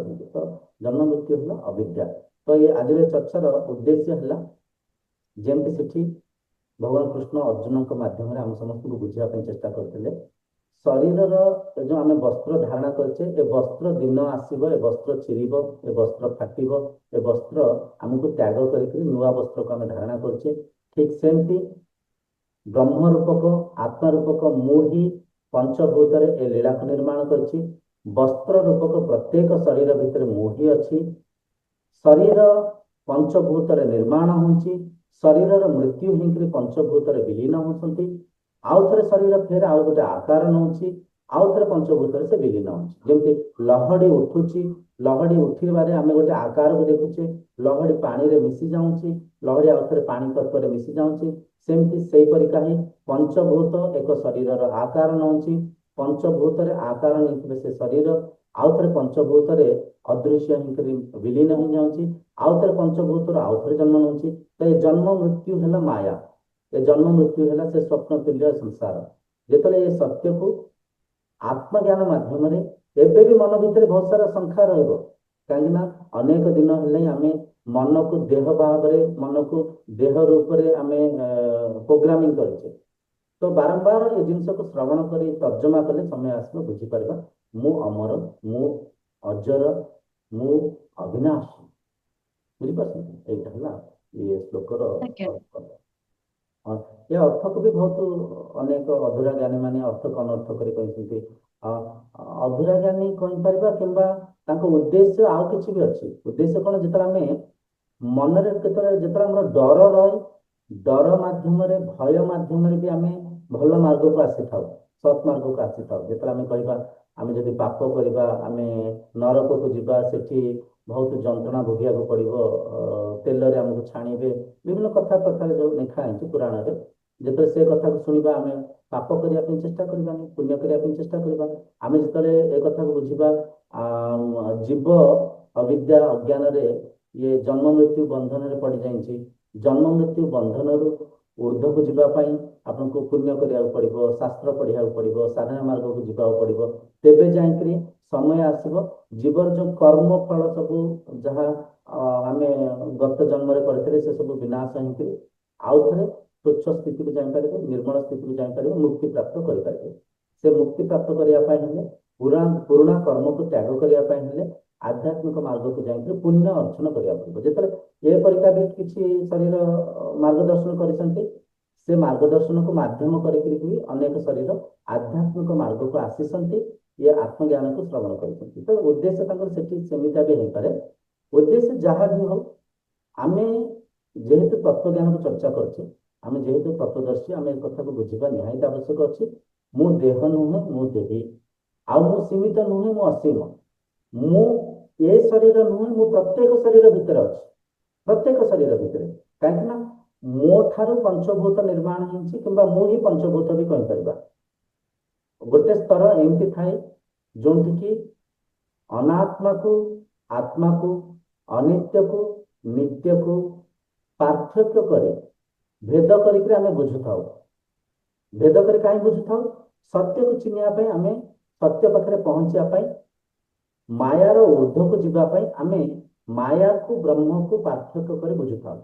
କିନ୍ତୁ ଯେତେବେଳେ ଆମେ ବ୍ରହ୍ମ ସତ୍ତାକୁ ବୁଝି ପାରିଥାଉ, ମନର ତୁରୀୟ ସ୍ଥିତିକୁ ଯାଇକି ଆମେ ସମସ୍ତଙ୍କ ଭିତରେ ନିଜକୁ ଦେଖି ସାରିଥାଉ, ସେ ସ୍ଥିତିକୁ ଗଲା ପରେ ଆମେ ବୁଝିପାରିଥାଉ, ଚିହ୍ନି ପାରିଥାଉ ମାୟା ଭି ମୋହି, ମାୟା ଭି ମୋର ହିଁ ଅଂଶ, ମୋର ଅଂଶ କହିବା ଅନୁଚିତ ହବ। ମାୟା ଭି ମୋହି, ବ୍ରହ୍ମ ଭି ମୋହି, ମୋ ଛଡା କିଞ୍ଚିତ ବି କିଛି ବି ସଂସାରରେ ନାହିଁ। କିନ୍ତୁ ଅବିଦ୍ୟା ଅସ୍ମିତାରେ ମୁଁ ନିଜକୁ ଦେହ ମାନିଥିଲି। ଏ ସ୍ଥିତିରେ ଏବେ ମୁଁ ଚିହ୍ନି ପାରିଲି ମୁଁ ଦେହ ନୁହେଁ, ମୁଁ ଦେହୀ, ମୁଁ ଶରୀର ନୁହେଁ, ମୁଁ ଆତ୍ମା, ମୁଁ ଅନିତ୍ୟ ନୁହେଁ, ମୁଁ ନିତ୍ୟ, ମୁଁ ଅବିନାଶୀ, ମୁଁ ପରିବର୍ତ୍ତନ। ଆଉ ଇଏ ସବୁ ଦେଖନ୍ତୁ ଶାସ୍ତ୍ର ପ୍ରମାଣ। କିଏ ପାଟିରେ କହିଲେ କଥାକୁ ଆଜିର ଯୁଗରେ କିଏ ମାନିପାରନ୍ତି ନ ମାନିପାରନ୍ତି, କିନ୍ତୁ ଭଗବତ ଗୀତା ତତ୍ତ୍ୱଶାସ୍ତ୍ର ପ୍ରମାଣ। ଗୀତାରେ ଯଦି ଏସବୁ କଥା ଲେଖା ହେଇଛି, ତ ଏ କଥାକୁ ଯଦି ବିବେକୀ ହେଇକି ଆମେ ତର୍ଜମା କରିବା, ନିଶ୍ଚୟ ସମୟ ଆସିବ ନିଜର ନିତ୍ୟ ପଦାର୍ଥକୁ ଚିହ୍ନିବେ। ବୁଝିପାରୁଛନ୍ତି? ଆଉ କିଛି ପ୍ରଶ୍ନ ଅଛି କୁହନ୍ତୁ। ଗୁରୁଜୀ ମୋର ଗୋଟେ ପ୍ରଶ୍ନ ଥିଲା। ମୁଁ ସବୁବେଳେ ଭାବୁଥିଲି ଯେ ମୁଁ ଯେତେବେଳେ ମରିବି ପୁଣି ମୋର ପୁନର୍ଜନ୍ମ କିଛି ଗୋଟେ ହବ, ଏଇ ଜନ୍ମରେ କିଛି ଯାହା କର୍ମ କରିଛି ସେଇ ଆଉଥରେ ଗୋଟେ ନେକ୍ସଟ ଜନ୍ମ ମୋର ହବ, ମୁଁ ପୁଣି ନେକ୍ସଟ ଜନ୍ମରେ ମୁଁ ଯାହା ପାପ କରିଛି ପାଇବି, ପୁଣ୍ୟ କରିଛି ପାଇବି, ମୁଁ ସେଇଟା ଗୋଟେ ମୋର ଡାଉଟ ଥିଲା। ତ ଆଜି ଆପଣଙ୍କୁ ବହୁତ ବହୁତ ଧନ୍ୟବାଦ, ମତେ ଏଇଟାରୁ ପୁରା କ୍ଲାରିଟି କରିଦେଇଛନ୍ତି। ଗୋଟେ ଜିନିଷ ଜାଣିପାରିଲି ଯେ ମୁଁ ହଉଛି ଅଜନ୍ମ, ମୋର ଜନ୍ମ ନୁହଁ କି ମୃତ୍ୟୁ ବି ନୁହଁ, କେବଳ ଏଇ ଶରୀରର କେବଳ ଯୋଉ ପରିବର୍ତ୍ତନ ହଉଛି, ଶରୀର ଯେତେବେଳେ ଶିଶୁରୁ ପୁଣି ଯୌବନ, ଯୌବନରୁ ପୁଣି ବାର୍ଦ୍ଧକ୍ୟ ଅବସ୍ଥା, ୟାକୁ ହିଁ କୁହନ୍ତି ଗୋଟେ ପରିବର୍ତ୍ତନ। ୟାକୁ ହିଁ କୁହନ୍ତି ଯୋଉ ଯୋଉ ଅବସ୍ଥାକୁ ଆମେ ଛାଡି ଛାଡି ଆସୁଛନ୍ତି, ସେଇ ଜିନିଷକୁ ଆମେ କହିବା ଗୋଟେ ମୃତ୍ୟୁ କହିଲେ ବି ଅତ୍ୟୁକ୍ତି ହବନି। ହବନି ଯୋଉ ଯୋଉ ଜିନିଷକୁ ଆମେ ଛାଡି ଛାଡି ଆସୁ। ନାଇଁ ଠିକ କଥା, କିନ୍ତୁ ଆଉ ଟିକେ ଗଭୀର ଭାବରେ ଆଉ ଟିକେ ଶରୀରର ଊର୍ଦ୍ଧ୍ୱକୁ ଯିବାକୁ ପଡିବ। ଶରୀର, ସ୍ଥୂଳ ଶରୀର, ଆଜ୍ଞା ସୂକ୍ଷ୍ମ ଶରୀର, କାରଣ ଶରୀରର ଊର୍ଦ୍ଧ୍ୱରେ ଆପଣ ଅଛନ୍ତି। ଆଉ ଗୋଟେ ଗୋଟେ ସାଧାରଣ ଚର୍ଚ୍ଚା ମାଧ୍ୟମରେ ଆମେ ଯଦି ବୁଝିବା, ଜନ୍ମ ମୃତ୍ୟୁର ବିଚାର ମନରେ କୋଉଠି ଆସିଥାଏ? ଆମେ କିଛି କାହାଣୀ ଶୁଣିଛେ, ଆମେ କିଛି ଗପ ଶୁଣିଛେ, ଆମେ କିଛି ପ୍ରବଚନ ମାଧ୍ୟମରେ ହଉ, ଆମେ କିଛି ଶାସ୍ତ୍ର ଅଧ୍ୟୟନ ମାଧ୍ୟମରେ ହଉ, କିମ୍ବା କୋଉଠି ନା କୋଉଠି ସିନେମା ସିରିଏଲ ମାଧ୍ୟମରେ ହଉ, ଆମେ ଏ ଜନ୍ମ ମୃତ୍ୟୁ କଥା ଶୁଣିଛେ। ବୁଝିପାରୁଛନ୍ତି? ଆଚ୍ଛା, ଏଇଟା ଆମେ ବୁଝୁଥିଲେ, ଭାବି ନିଅନ୍ତୁ ମଣିଷ ରୂପକ ଆମେ ଜନ୍ମ ମୃତ୍ୟୁ କଥା କୋଉଠି ନା କୋଉଠି ଶୁଣିଛେ, କିମ୍ବା ମୃତ୍ୟୁ ହେଇଥିବା କୌଣସି ମୃତ ଶରୀରକୁ ଦେଖିକି ଆମେ ଭୟଭୀତ ହେଇଯାଉଛେ, ଆମେ ଡରି ଯାଉଛେ। ତ ଦେଖନ୍ତୁ ମୃତ୍ୟୁ ପ୍ରତି ଭୟ ଆସିଲା କେମିତି? ଜ୍ଞାନ ମାଧ୍ୟମରେ। କୋଉଠି ନା କୋଉଠି ଆମେ ମୃତ୍ୟୁ କଥା ଶୁଣିଛେ, କିମ୍ବା ମୃତ ଶରୀରକୁ ଦେଖିଛେ, କିମ୍ବା ମୃତ ଶରୀରର କାରଣକୁ ଆମେ କୋଉଠି ନା କୋଉଠି ଟିଭି ମାଧ୍ୟମରେ, କୋଉଠି ନା କୋଉଠି ଆକ୍ସିଡେଣ୍ଟ ଇନସିଡେଣ୍ଟ ଦ୍ୱାରା ଶୁଣିଛେ। ତାମାନେ ଜ୍ଞାନକୁ ଆଧାର କରି, ଜ୍ଞାନକୁ ମାଧ୍ୟମ କରି ଆମେ ସେ ମୃତ୍ୟୁକୁ ପରଖୁଛେ, ଆଉ ମୃତ୍ୟୁ ପ୍ରତି ଭୟ ବି ଆମ ଭିତରେ ବଢୁଛି। ଆଚ୍ଛା, ଯଦି ଆମେ ଆଉ ଟିକେ ଗଭୀର ଭାବରେ ଆମେ ତର୍ଜମା କରିବା, ଭାବି ନିଅନ୍ତୁ ଗୋଟେ ଛୋଟ ଶିଶୁ ଅଛନ୍ତି, ଛୋଟ ପିଲା, ଛୋଟ ଶିଶୁ ଅଛନ୍ତି। ସେ ଶିଶୁଙ୍କ ବୟସ ଭାବି ନିଅନ୍ତୁ 1.5 ବର୍ଷ, 2 ବର୍ଷର ଶିଶୁ, 1.5 ବର୍ଷର ଶିଶୁ। ସେ ଶିଶୁଙ୍କ ଭିତରେ ଜନ୍ମ ମୃତ୍ୟୁର କୌଣସି ଆଧାର ନାହିଁ, କୌଣସି ଜ୍ଞାନ ନାହିଁ। ତାହେଲେ ସେ ଶିଶୁ କୌଣସି ମୃତ ଶରୀରକୁ ଦେଖିକିରି ଡରିବେ କି? ଭୟଭୀତ ହେବେ କି? ହେବେନି। କାହିଁ ହେବେନି? ତାଙ୍କ ଭିତରେ ମୃତ୍ୟୁ ପ୍ରତି ଜ୍ଞାନ ନାହିଁ। ମୃତ୍ୟୁ କଣ ସେ ଜାଣିନାହାନ୍ତି। ସେ ସ୍ୱଚ୍ଛ ସ୍ଥିତିରେ ଅଛନ୍ତି, ନିର୍ମଳ ସ୍ଥିତିରେ ଅଛନ୍ତି, ବ୍ରହ୍ମ ସ୍ଥିତିରେ ଅଛନ୍ତି, ଆତ୍ମ ସ୍ଥିତିରେ ଅଛନ୍ତି। ସେ ଶରୀର ଭିତରେ ମନ ତ ଅଛି, କିନ୍ତୁ ମନ ଭିତରେ ଜନ୍ମ ମୃତ୍ୟୁର ସଂସ୍କାର ନାହିଁ, ଆଧାର ନାହିଁ। ବୁଝିପାରୁଛନ୍ତି? ତ ସେ ଶିଶୁ ସେଠି ପରଖୁନି। ଆଚ୍ଛା, ଆମେ ଯଦି ଏଠି ଏ କଥାକୁ ବୁଝିପାରୁଛେ, ତ ଆମେ ନିଶ୍ଚୟ ବୁଝିପାରୁଥିବା ଜନ୍ମ ମୃତ୍ୟୁ ବନ୍ଧନ କୁହନ୍ତୁ, କିମ୍ବା ଜନ୍ମ ମୃତ୍ୟୁର ଡର କୁହନ୍ତୁ, ଆମକୁ ମନର ସ୍ତରରେ ଭୟଭୀତ କରୁଛି, ମନର ସ୍ତରରେ ବିଚଳିତ କରୁଛି। ତ ମନର ସ୍ତରରେ କଣ? ଜ୍ଞାନର ସ୍ତରରେ। ସେଇ ଜ୍ଞାନକୁ ଯଦି ଆମେ ସଜାଡ଼ି ପାରିବା, ସେଇ ମନକୁ ଯଦି ଆମେ ଆଉ ଥରେ ସୁଧାରି ପାରିବା, ଏ ବ୍ରହ୍ମ ଜ୍ଞାନକୁ ଆଧାର କରି, ଶାସ୍ତ୍ରକୁ ମାଧ୍ୟମ କରି, ବାରମ୍ବାର ସ୍ୱାଧ୍ୟାୟ କରି, ନିଜର ଅଧ୍ୟୟନ କରି, ନିଜର ତତ୍ତ୍ୱକୁ, ନିଜର ସତ୍ୟକୁ ଅଧ୍ୟୟନ କରି, ଯେତେବେଳେ ଧୀରେ ଧୀରେ ଆମେ ସେ ବ୍ରହ୍ମ ସତ୍ତା ପାଖରେ ପହଞ୍ଚି ପାରିବା, ତ ଆମେ ବୁଝିପାରିବା ମୁଁ ଦେହ ନୁହେଁ, ମୁଁ ଦେହୀ, ମୁଁ ସୀମିତ ନୁହେଁ, ମୁଁ ଅସୀମ। ମୁଁ ଅସୀମ, ଏ କଥାକୁ ଧରନ୍ତୁ ଭଲ କି। ମୁଁ ଅସୀମ ମାନେ ମୁଁ ଏ ଦେହ ଭିତରେ ବି ଅଛି, ମୁଁ ଗୋଟେ ପିମ୍ପୁଡି ଭିତରେ ବି ଅଛି, ମୁଁ ଗୋଟେ ମାଛ ଭିତରେ, କୁକୁଡା ଭିତରେ, ଛେଳି ଭିତରେ ବି ଅଛି। ଆମେ ଯୋଉ ପଶୁ ହତ୍ୟା ପ୍ରତିଦିନ କରୁଛେ, ସେ ନିଜକୁ ହିଁ ମାରୁଛେ, ନିଜର ଦେହକୁ ହିଁ ସେଠି ଆମେ କାଟୁଛେ, ମାୟାରେ ଆମେ, ଅବିଦ୍ୟାରେ, ଅଜ୍ଞାନରେ ସେଠି ପଶୁ ହତ୍ୟା କରୁଛେ। ତ ଏଠି ଗୋଟେ ଗଭୀର କଥା ଆମେ ବୁଝିବା ଦରକାର। ଆମେ ଫୁଲ, ଫଳ, ନୈବେଦ୍ୟ, ଧୂପ, ଦୀପ ଦେଇକରି ଭଗବାନଙ୍କୁ ନ ପୂଜିଲେ ବି ଚଳିବ। ଆଜି ଯୋଉ ଆମେ ଭୌତିକ ପୂଜା କରୁଛେ, ସେପରିକା ପୂଜା ନ କଲେ ବି ଚଳିବ। ଆମେ ଯଦି ଅହିଂସାକୁ ଆଚରଣ କରୁଛେ, ହିଂସା କରୁନେ, ପ୍ରାଣୀ ପ୍ରତି ଦୟା ରଖୁଛେ, ପ୍ରତ୍ୟେକ ଶରୀରକୁ ନିଜ ପରିକା ଦେଖୁଛେ, ଏ ସତ୍ୟକୁ ମୁଁ ବ୍ରହ୍ମ, ମୁଁ ଆତ୍ମା, ମୁଁ ଅସୀମ, ମୁଁ ସମସ୍ତଙ୍କ ଭିତରେ ଅଛି, ଏ ଜ୍ଞାନକୁ ମୁଁ ଚିହ୍ନିନି, କିନ୍ତୁ ମୁଁ ଯଦି ମାନିବି, ଶାସ୍ତ୍ର ପ୍ରମାଣ ଅଛି, ଶାସ୍ତ୍ର ପ୍ରମାଣ, ଶାସ୍ତ୍ରକୁ ଆଧାର କରି ଯଦି ମୁଁ ମାନିବି, ମୁଁ ପ୍ରତ୍ୟେକ ଜୀବ ଭିତରେ ଅଛି, ଏଠି ଏ ଶରୀରକୁ ଯେମିତି ଚୁମୁଡିଲେ କିମ୍ବା କାଟିଲେ ବାଧୁଛି, ପୀଡା ହଉଛି, ସେମିତି ଗୋଟେ କୁକୁଡାକୁ, ଗୋଟେ ମାଛକୁ, ଗୋଟେ ପିମ୍ପୁଡିକୁ, ଗୋଟେ ପ୍ରତ୍ୟେକ ଶରୀରକୁ ସେମିତି ହିଁ କଷ୍ଟ ହଉଛି, ସେମିତି ହିଁ ପୀଡା ହଉଛି। ଏ ସତ୍ୟକୁ ଯେତେବେଳେ ମୁଁ ସ୍ୱୀକାର କରିବି, ଅହିଂସା ପରମୋ ଧର୍ମ, ଏହିପରିକା ଯେତେବେଳେ ମୁଁ ମାନିବି, ସାଧନାର ପ୍ରଥମ ସାଧନା ହେଲା ଅହିଂସା। ସେ ଅହିଂସା ସାଧନାକୁ କରିବି, ଧୀରେ ଧୀରେ ସମୟ ଆସିବ, ନିଜର ସତ୍ ସତ୍ତା ସାଙ୍ଗରେ ସମାହିତ ହୋଇପାରିବି, ନିଜର ବ୍ରହ୍ମ ସତ୍ତାକୁ ଚିହ୍ନି ପାରିବି। ତ ମୁଁ ବୁଝିପାରିବି ଇଏ ଯୋଉ ଦେହକୁ ମୁଁ ନିଜେ ମାନିଥିଲି ବସ୍ତ୍ର। କୁହନ୍ତୁ, ଆଉ କଣ ପ୍ରଶ୍ନ ଅଛି? ତାଠୁ କରୁଛି ଆମେ ଯେତେବେଳେ ଆମର ଶରୀର, ମନ, ଇନ୍ଦ୍ରିୟ ଆମେ ଭାବୁଛନ୍ତି, କିନ୍ତୁ ଆମେ ଯଦି ତତ୍ତ୍ୱ ଜ୍ଞାନକୁ ଯିବା, ଯେତେବେଳେ ଆତ୍ମା ଜ୍ଞାନର ଅର୍ଜନ କରିବା, ତାହେଲେ ଆମେ କାହାକୁ ଅଲଗା ଭାବିବାନି, ଆମେ ସମସ୍ତଙ୍କୁ ଏକ ବୋଲି ଭାବିବା। ତା ଅର୍ଥ ଆମେ ଯୋଉଟା ଭାବୁଛନ୍ତି ଆମେ ଅଲଗା ବୋଲି, ଆମେ ଭଗବାନ ଆଉ ଆମ ପ୍ରତି କିଛି ଅଲଗା ନୁହଁ, ଆମେ ସେଇ ଜିନିଷ ଏକ ବୋଲି ହିଁ ଭାବିବା। ଯଦି ବି ଏକ ବୋଲି ଆମେ ସବୁ ଜିନିଷକୁ ଭାବିକି ରଖିବା, ତାହେଲେ ଆମେ ଏଇ ଯୋଉ ଅହିଂସା, ଅଧର୍ମ, ଏଇ ଯୋଉ ପଶୁ ହତ୍ୟା, ଏସବୁ ଜିନିଷ ଆଜି ଚାଲିଛି, ସେଇ ଜିନିଷ ଧୀରେ ଧୀରେ ଦୂରୀଭୂତ ବି ହେଇଯିବ। ନିଶ୍ଚୟ ହେଇଯିବ, ନିଶ୍ଚୟ ହେଇଯିବ। ଆଉ ଦେଖନ୍ତୁ, ସତ୍ୟକୁ ଯେତେବେଳେ ଆପଣ ଚିହ୍ନି ଦେବେ, ଆଉ ସେଠି କିଛି ମାନିବାର ଆବଶ୍ୟକ ରହିବନି।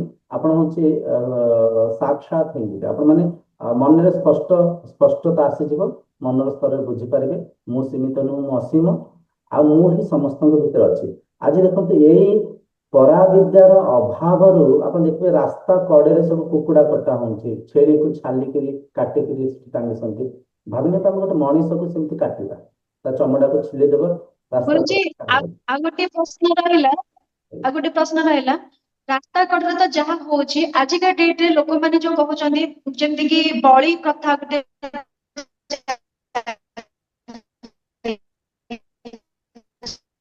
ଟିକେ ନେଟୱାର୍କ ୱିକ୍ ଅଛି ବୋଧେ।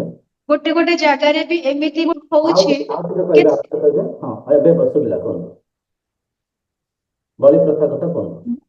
ଗୁରୁଜୀ ଆଜିକା ଡେଟ୍ ରେ ହଁ ଗୁରୁଜୀ, ଆଜିକା ଡେଟ୍ ରେ ମାନେ ଯେମିତି କି ବଳି ପ୍ରଥା ଗୋଟେ ଚାଲିଛି, ଯେମିତି କି ଆପଣ କହିଲେ ରାସ୍ତା କଡରେ ବି ଯେମିତି କି ପଶୁକୁ ହତ୍ୟା କରାଯାଏ, ଗୋଟେ ଗୋଟେ ଜାଗାରେ ଏମିତି ଅଛି ଯେମିତି କି ଗୋଟେ ମାଙ୍କ ପାଖରେ ବଳି ଦିଆଯାଏ, ମାଙ୍କୁ ଆମେ କିଛି ମାଗିଥିଲୁ, ସେଇଟା ଆମର ସକ୍ସେସଫୁଲ ହେଇଗଲା, ସେଇ ମାଧ୍ୟମରେ ବଳି ଦିଆଯାଏ।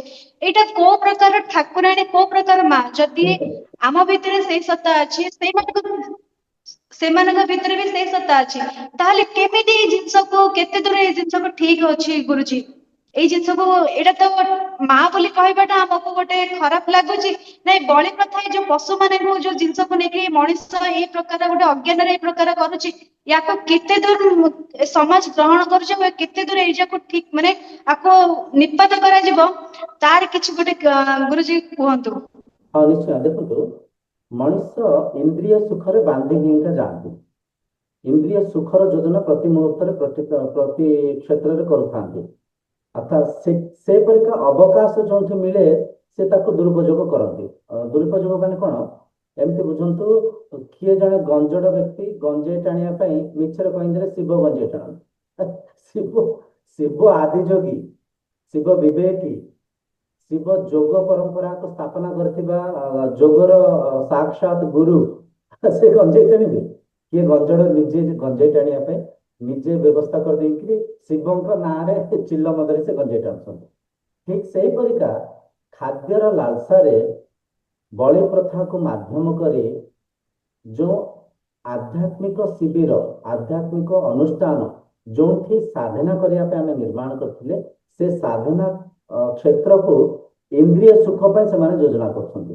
ବଳି ପ୍ରଥା, ମିଛ କଥା, ଆଡୁ କଥା, ଏକରେ ତ ମିଛ କଥା ମାନିଛନ୍ତି, ଦ୍ୱିତୀୟ ତାଙ୍କୁ ଟିକେ ଇନ୍ଦ୍ରିୟ ସୁଖ ମିଳୁଛି, ସେ ମାଂସକୁ କଷିକିରି ଖାଇବା ଉଦ୍ଦେଶ୍ୟରେ, ସେ ଆମିଷ ଭୋଜନର ଆନନ୍ଦ ନେବା ପାଇଁ ସେମାନେ ବଳି ପ୍ରଥାକୁ ମାଧ୍ୟମ କରିକି ସେଠି ବଳି ଦଉଛନ୍ତି। କେବେ ହେଲେ କୌଣସି ମା ନିଜର ସନ୍ତାନକୁ ଖାଇବା ପାଇଁ ଚାହିଁବ କି? କେବେ ଚାହିଁବନି। ମିଛ କଥା ଏଇଟା, ଅଜ୍ଞାନ, ଅସ୍ମିତା ଆଉ ଅଜ୍ଞାନ ଯୁକ୍ତ ଇନ୍ଦ୍ରିୟ ସୁଖ କହିପାରିବା। ଏଇଟା ତ ଅଜ୍ଞାନ, ସେଠି ଅବିଦ୍ୟା। ଦ୍ୱିତୀୟ ଇନ୍ଦ୍ରିୟ ସୁଖ କରିବା ପାଇଁ ଆମେ ସେଠି ଯୋଜନା କରୁଛେ।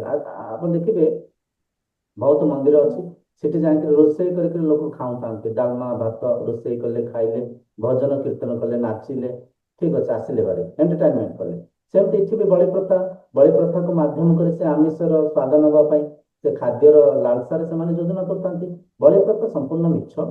ଏ ଯୋଉ ଶରୀର ବସ୍ତ୍ର ଆମେ ଯୋଉ ଚର୍ଚ୍ଚା ହଉଛେ, ମୁଁ ଦେହ ନୁହେଁ ଦେହି, ମୁଁ ସୀମିତ ନୁହେଁ ଅସୀମ, ମୁଁ ବ୍ରହ୍ମ, ମୁଁ ଆତ୍ମା, ମୁଁ ଅବିନାଶୀ, ଏଇଟା ଯେ ବହୁତ ଗଭୀର କଥା, ସାମାନ୍ୟ କଥା ନୁହଁ, ବହୁତ ଗଭୀରରୁ ଗଭୀର କଥା, ସୂକ୍ଷ୍ମରୁ ସୂକ୍ଷ୍ମ, ଅତି ସୂକ୍ଷ୍ମ ସୁସୂକ୍ଷ୍ମ କଥା ଏଇଟା। ଏ ସ୍ତରରେ, ଏ ସ୍ଥିତିରେ ଯାଇକି ଆପଣ ସେତେବେଳେ ପହଞ୍ଚିବେ ଯେତେବେଳେ ପ୍ରକୃତିକୁ ପ୍ରେମ କରିବେ, ପ୍ରକୃତିକୁ ଭଲ ପାଇବେ, ପ୍ରତ୍ୟେକ ପ୍ରାଣୀ ପ୍ରତି ଶ୍ରଦ୍ଧା, ମମତା, ଦୟା ରଖିବେ। ଇଏ ଏଇଟା ତ ଗପ ଭଳିଆ ଲାଗୁଥିବ, ଏ ସତ୍ୟକୁ ତ ବହୁତ ଲୋକ ଗ୍ରହଣ ବି କରିପାରନ୍ତିନି। ମୁଁ ଆତ୍ମା, ମୁଁ ବ୍ରହ୍ମ, ମୁଁ ସମସ୍ତଙ୍କ ଭିତରେ ଅଛି, ଏଇଟା ଅସମ୍ଭବ, ଏଇଟା ମାନୁଥାନ୍ତି, ଏ ପ୍ରକାର ଅସମ୍ଭବ ମାନୁଥାନ୍ତି। କିନ୍ତୁ ଏ ଅସମ୍ଭବ, ଏ ଗଭୀର ଜ୍ଞାନକୁ ସେତେବେଳେ ଆପଣ ଯାଇକି ସାକାର କରିବେ ଯେତେବେଳେ ସାଧନା ମାର୍ଗରେ ସତ୍ୱଗୁଣୀ ହେବେ। ସତ୍ୱଗୁଣୀ, ବଳି ପ୍ରଥାକୁ ତ୍ୟାଗ କରିବେ, ଇନ୍ଦ୍ରିୟଙ୍କୁ ସଂଯମିତ ରଖିବେ, ମନକୁ ନିୟନ୍ତ୍ରିତ ରଖିବେ, ଲୋଭ, ମୋହ, କାମ, କ୍ରୋଧ, ମଦ, ମାତ୍ସର୍ଯ୍ୟ ରୂପର ଏ ଯୋଉ ମନର ରୋଗରୁ ମନକୁ ମୁକ୍ତ କରିବେ, ତେବେ ଯାଇକି ତୁରୀୟ ସ୍ଥିତିକୁ ଯାଇପାରିବେ, ତେବେ ଯାଇକି ଆତ୍ମ ସାକ୍ଷାତ୍କାର କରିପାରିବେ। ତ ଏ ଯୋଉ ଦେହ ନୁହେଁ, ଦେହ ଏକ ବସ୍ତ୍ର, ମୁଁ ଏ ବସ୍ତ୍ରକୁ ଧାରଣା କରିଛି, ଏ କଥାକୁ କେବଳ ଶୁଣିଲେ ବି ହବନି। ଯଦି କିଏ ଅଛନ୍ତି, ଦେଖନ୍ତୁ ଏ ବ୍ରହ୍ମ ଜ୍ଞାନ ଏତେ ଅମୂଲ୍ୟ, ଏ ଜ୍ଞାନର ପାତ୍ର ହେଇଥିଲେ ହିଁ ଜ୍ଞାନକୁ ଗ୍ରହଣ କରିପାରିବେ, ଏ ଜ୍ଞାନକୁ ବୁଝିପାରିବେ, ଚିହ୍ନି ପାରିବେ। ତ ଏ ଜ୍ଞାନର ପାତ୍ର ହେଇଥିବା ଦରକାର, ଏ ଜ୍ଞାନର ଯୋଗ୍ୟତା ଜଣେ ଶରୀର ଭିତରେ ଥିବା ଦରକାର। ଏ ଜ୍ଞାନର ଯୋଗ୍ୟତା ନଥିଲେ, ଏ ଜ୍ଞାନର ପାତ୍ର ନହେଲେ ସେମାନେ ଜ୍ଞାନକୁ ଅଣଦେଖା କରିଦେବେ। କଣ ଗପୁଛନ୍ତି, କେତେ ବାବା ଆସନ୍ତି ଗପନ୍ତି, ସେ କଣ ଗୋଟେ ଗପୁଛନ୍ତି, ଆଉ କଣ ଗୋଟେ ଆତ୍ମା କୋଉଠି ଅଛି କହୁଛନ୍ତି, ଏ ଶରୀରକୁ ବସ୍ତ୍ର ତ ମୁଁ ବହୁତ ଥର ଶୁଣିଛି, ଏବେ ସେମିତି ଗପୁଛନ୍ତି, ଆଉ ମାନେ ଅଣଦେଖା କରିଦେବେ। ଏ କଥାର ଗଭୀରତାକୁ ଧରି ପାରିବେନି, ଏ କଥାକୁ ପରଖି ପାରିବେନି, ଦେହର ଊର୍ଦ୍ଧ୍ୱକୁ ଯାଇକି ଦେଇ ପାଖରେ ପହଞ୍ଚି ପାରିବେନି। ମାୟା ଏ ସଂସାରକୁ ଏମିତି ବାନ୍ଧିକି ରଖିଛି, ମାୟାର ପ୍ରକୃତି ଏଇଟା, ମାୟାର ପ୍ରକୃତି, ମାୟାର ପ୍ରକୃତି ଶରୀର, ଇନ୍ଦ୍ରିୟ, ମନକୁ ବାନ୍ଧିବ। ଜଣେ ସାଧକକୁ ନିଜ ସତ୍ ସତ୍ତାରୁ ଦୂରେଇବା ପାଇଁ ମାୟା ଅଥକ ପ୍ରୟାସ କରେ, ବିଭିନ୍ନ ପ୍ରକାର ପ୍ରୟାସ କରେ, କେତେବେଳେ ଖାଦ୍ୟର ଲାଳସାରେ, କେତେବେଳେ ଦୈହିକ ସୁଖରେ, କେତେବେଳେ ଧନ ସମ୍ପତ୍ତି, ପଦ ପଦବୀର ଲୋଭରେ, ଲାଳସାରେ ମାୟା ବାନ୍ଧିବ, ବାରମ୍ବାର ବାନ୍ଧିବ। ସେତିକି ବିବେକୀ ହେଇକିରି, ସେତିକି ସଂଯମତା ସହିତ ଏ ଜ୍ଞାନକୁ ବୁଝିଲେ, ଏ ବ୍ରହ୍ମ ଜ୍ଞାନକୁ ଶିଖିଲେ ଯାଇକି ସେ ସ୍ତରରେ ପହଞ୍ଚି ପାରିବେ, ଜୀବନକୁ ସାର୍ଥକ କରିପାରିବେ। ବ୍ରହ୍ମ ପଦ ଦେଖନ୍ତୁ, ସର୍ବୋଚ୍ଚ ପଦ, ସର୍ବୋଚ୍ଚ ପଦ। ଏଠି ଜଣେ ତ ଦେଶର ରାଷ୍ଟ୍ରପତି ମହୋଦୟ ହେଇଗଲେ ସେ ତ ଭାରି ଖୁସି ହେଇଯାଆନ୍ତେ, ସେ କହନ୍ତି ମୁଁ ଭାରତର ପ୍ରଥମ ବ୍ୟକ୍ତି, ପ୍ରଥମ ପୁରୁଷ, ପ୍ରଥମ ନାରୀ, ଯାହା ବି ଫାର୍ଷ୍ଟ ପର୍ସନ ଅଫ ଇଣ୍ଡିଆ। ତ ଭାରତ ନୁହଁ, ଏଠି କୁହାଯାଉଛି ଆପଣ ଏ ବିଶ୍ୱର ପ୍ରଥମ, ଆପଣ ଏ ବିଶ୍ୱର ଆଧାର, ଆପଣ first person of the among the each and every entity, ସବୁ କିଛି ପଞ୍ଚଭୂତ, ପ୍ରତ୍ୟେକ ଜିନିଷର ଆଧାର ଆପଣ। ତ ସେ ପଦକୁ ଗ୍ରହଣ କରିବା ପାଇଁ, ସେ ସ୍ଥିତିକୁ ଅନୁଭବ କରିବା ପାଇଁ ଟିକେ ସଂଯମତାର ଆବଶ୍ୟକ ଅଛି। ଚାଲିଛି ବହୁତ ସାରା ଅଜ୍ଞାନ, ଅସ୍ମିତା ଚାଲିଛି, ଏ ଅଜ୍ଞାନତା ବି ଚାଲିଛି ସତ୍ୟର, ଧର୍ମର ସଠିକ ପ୍ରଚାର ନ ହବାର। କିଛି ଲୋକ ଖାଦ୍ୟର ଲାଳସାରେ ଆଧ୍ୟାତ୍ମିକତାକୁ ଆଚରଣ କରିଛନ୍ତି, କିଛି ଲୋକ ପଦ ପଦବୀର ଆକାଂକ୍ଷାରେ, ସମ୍ମାନର ଆକାଂକ୍ଷାରେ ଆଧ୍ୟାତ୍ମିକତାକୁ ଆସନ୍ତି, ବାବା ସାଧୁ ହେଇକିରି ଫୁଲମାଳ, ଚରଣ ସ୍ପର୍ଶ, ଧନ ଦକ୍ଷିଣା ମିଳିବ, ଏ ଲୋଭ ଲାଳସାରେ ବି କିଛି ଲୋକ ଆଧ୍ୟାତ୍ମିକ ମାର୍ଗକୁ ଆସିଥାନ୍ତି। କିଛି ଲୋକ ଆଧ୍ୟାତ୍ମିକତାକୁ ଆଚରଣ କରିକିରି ନିଜ ସ୍ୱାର୍ଥ ପୂର୍ତ୍ତି କରିବା ପାଇଁ ଯୋଜନା କରିଥାନ୍ତି। କିନ୍ତୁ ଇଏ ସବୁ ଅଧୁରା ଜ୍ଞାନରେ ଯିଏ ବି ଆଧ୍ୟାତ୍ମିକତାକୁ ଆଚରଣ କରିବେ ସେ ବ୍ରହ୍ମପଦକୁ, ବ୍ରହ୍ମ ସତ୍ତାକୁ, ନିଜର ସତ୍ୟକୁ, ଇଏ ଆଧ୍ୟାତ୍ମିକତାର ଉଦ୍ଦେଶ୍ୟକୁ ସେ ପ୍ରାପ୍ତ କରିପାରିବେନି। ମାୟା ବାନ୍ଧିବ ବାରମ୍ବାର। ତେଣୁକରି ଏ ବଳି ପ୍ରଥା, ଏ ଯେଉଁ ଅଯୋଧ୍ୟା ଇନ୍ଦ୍ରିୟ ସୁଖ ପାଇଁ ଆମେ ଯେଉଁ ଆଧ୍ୟାତ୍ମିକ ଶିବିରକୁ ଦୁରୁପଯୋଗ କରୁଛେ, ସେସବୁ ଜିନିଷକୁ ଆମେ ଯଦ୍ୟ ବିବେକୀ ହେଇକରି ପରଖି ପାରିବା, ସାଧନାକୁ ନିଷ୍ଠାବାନ ହେଇକି ଯଦି ଆମେ ଆଚରଣ କରିପାରିବା, ଏ ସତ୍ୟକୁ, ଏ ତତ୍ଵକୁ ବୁଝିପାରିବା, ମୁଁ ଦେହ ନୁହେଁ, ମୁଁ ଦେହି, ମୁଁ ସୀମିତ ନୁହେଁ, ମୁଁ ଅସୀମ। ଆଉ ସେ ସ୍ତରରେ ମୃତ୍ୟୁ ପ୍ରତି ଯେଉଁ ଡର ଅଛି, ସେ ଡର ରହିବନି, ଭୟ ରହିବନି। ଆମେ ଜାଣି ଅଜାଣତରେ ସୁଖ ପାଇଁ ହିଁ ପ୍ରତ୍ୟେକ କାମ କାର୍ଯ୍ୟ କରୁଛେ। ସୁଖକୁ ଖାଦ୍ୟ ଦ୍ୱାରା, ସୁଖକୁ ଧନ ମାଧ୍ୟମରେ, ସୁଖକୁ ପଦପଦବୀର ପ୍ରଶଂସା ମାଧ୍ୟମରେ, ବାହାରେ ଭୌତିକ ସଂସାରରେ ସୁଖକୁ ଖୋଜୁଛେ, ଅବିଦ୍ୟା ଅସ୍ମିତାରେ ଖୋଜୁଛେ, ସୁଖର ଭ୍ରାନ୍ତିରେ ଅଜାଣତରେ ଆମେ ଦୁଃଖରେ ଦୁଃଖିତ ହଉଛେ, ମାୟାରେ ବାନ୍ଧି ହଉଛେ।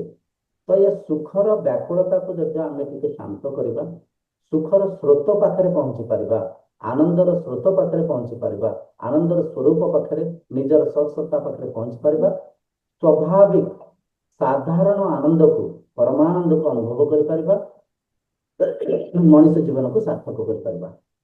ଭଲ ଲାଗିଲା ଆଜିର ଚର୍ଚ୍ଚା। ଆଜିର ଚର୍ଚ୍ଚାକୁ ଏଇଠି ଆମେ ବିରାମ ଦେବା। ଆମେ ଯଦି ତତ୍ଵ ଜ୍ଞାନକୁ ବୁଝିବା, ଜାଣିବା, ତାହେଲେ ସେଇ ପ୍ରକାର ଆମେ ଗୁରୁଙ୍କ ପାଖରେ ଯାଇକି ପହଞ୍ଚିବା, ଯିଏ ବ୍ରହ୍ମା ଅନୁଭୂତି କରିଛନ୍ତି, ଆତ୍ମାକୁ ଅନୁଭୂତି କରିଛନ୍ତି, ଆତ୍ମାର ସର୍ବସ୍ୱ ଶେଷ ଜାଣିଛନ୍ତି। ଆମେ ଅବିଦ୍ୟାରେ କଣ କରନ୍ତି, ଆମେ ବହୁତ କିଛି ଗୁରୁଙ୍କୁ ନେଇଯାଆନ୍ତି, ଯୋଉ ମାଧ୍ୟମରେ ଆମେ ପଥଟାକୁ ଭ୍ରଷ୍ଟ ହେଇଯାଆନ୍ତି। ସେ ପଥ ଭ୍ରଷ୍ଟ ହେଇକି ଆମେ ଅଜ୍ଞାନରେ ବହୁତ କିଛି ଆମେ ଯୋଉଟା କି ଯୁକ୍ତି ତର୍କ କରିଥାନ୍ତି।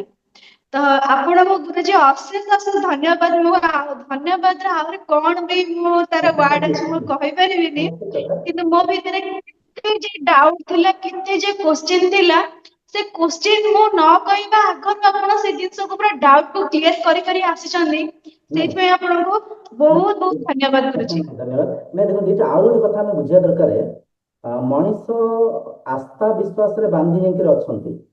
ସେମାନେ ଜାଣି ଅଜାଣତରେ ଆଜ୍ଞା ପ୍ରାପ୍ତି କରିବା ପାଇଁ ପ୍ରୟାସ ବି କରୁଛନ୍ତି, କିନ୍ତୁ ସେ ଟିକେ ତାଙ୍କ ବିବେକକୁ ବିନିଯୋଗ କରିବା ଦରକାର। ଆମେ ଯୋଉ ଅନ୍ଧବିଶ୍ୱାସ ଭାବରେ ସବୁ ଜିନିଷକୁ ମାନି ନେଉଛେ, ଅନ୍ଧବିଶ୍ୱାସରେ ମାନିବା କଥା ନୁହେଁ। ବିବେକକୁ ଜାଗ୍ରତ କରିକି ଗୋଟେ ଗୋଟେ ଜିନିଷକୁ ପରଖିବା, ଯାହା ଆମ ଦୃଷ୍ଟିଗୋଚରରେ ଆସୁଛି, ଯାହାକୁ ଆମେ ଦେଖୁଛେ, ଯାହା ଆମକୁ ବୁଝିବା ଦିଆଯାଉଛି, ଯାହା ଆମକୁ ବ୍ରେନ୍ ୱାଶ୍ କରିକି ମିଥ୍ୟାକୁ ସତ୍ୟ ପରିକା ଆମକୁ ବୁଝାଉଛନ୍ତି, ସେଠି ଆମେ ବିବେକକୁ ଜାଗ୍ରତ କରି ପଚାରିବା। ଆମେ ବିବେକକୁ ଜାଗ୍ରତ କରିବା, ଆମେ ଡରିବାନି। ଗୁରୁ ବି ଜଣେ ଶରୀର, ଗୁରୁ ଜଣେ ମାର୍ଗଦର୍ଶକ। ଗୁରୁ ଯଦି କିଛି ମିଛ କହୁଛନ୍ତି, ଗୁରୁଙ୍କ ବାଣୀରେ ଯଦି ମଛ କୋଉଠି ନା କୋଉଠି କିଛି ନା କିଛି ତ୍ରୁଟି ରହୁଛି, ମୋ ମନ ସ୍ପଷ୍ଟ ହଉନି, ଆମେ ବାରମ୍ବାର ପଚାରିବା।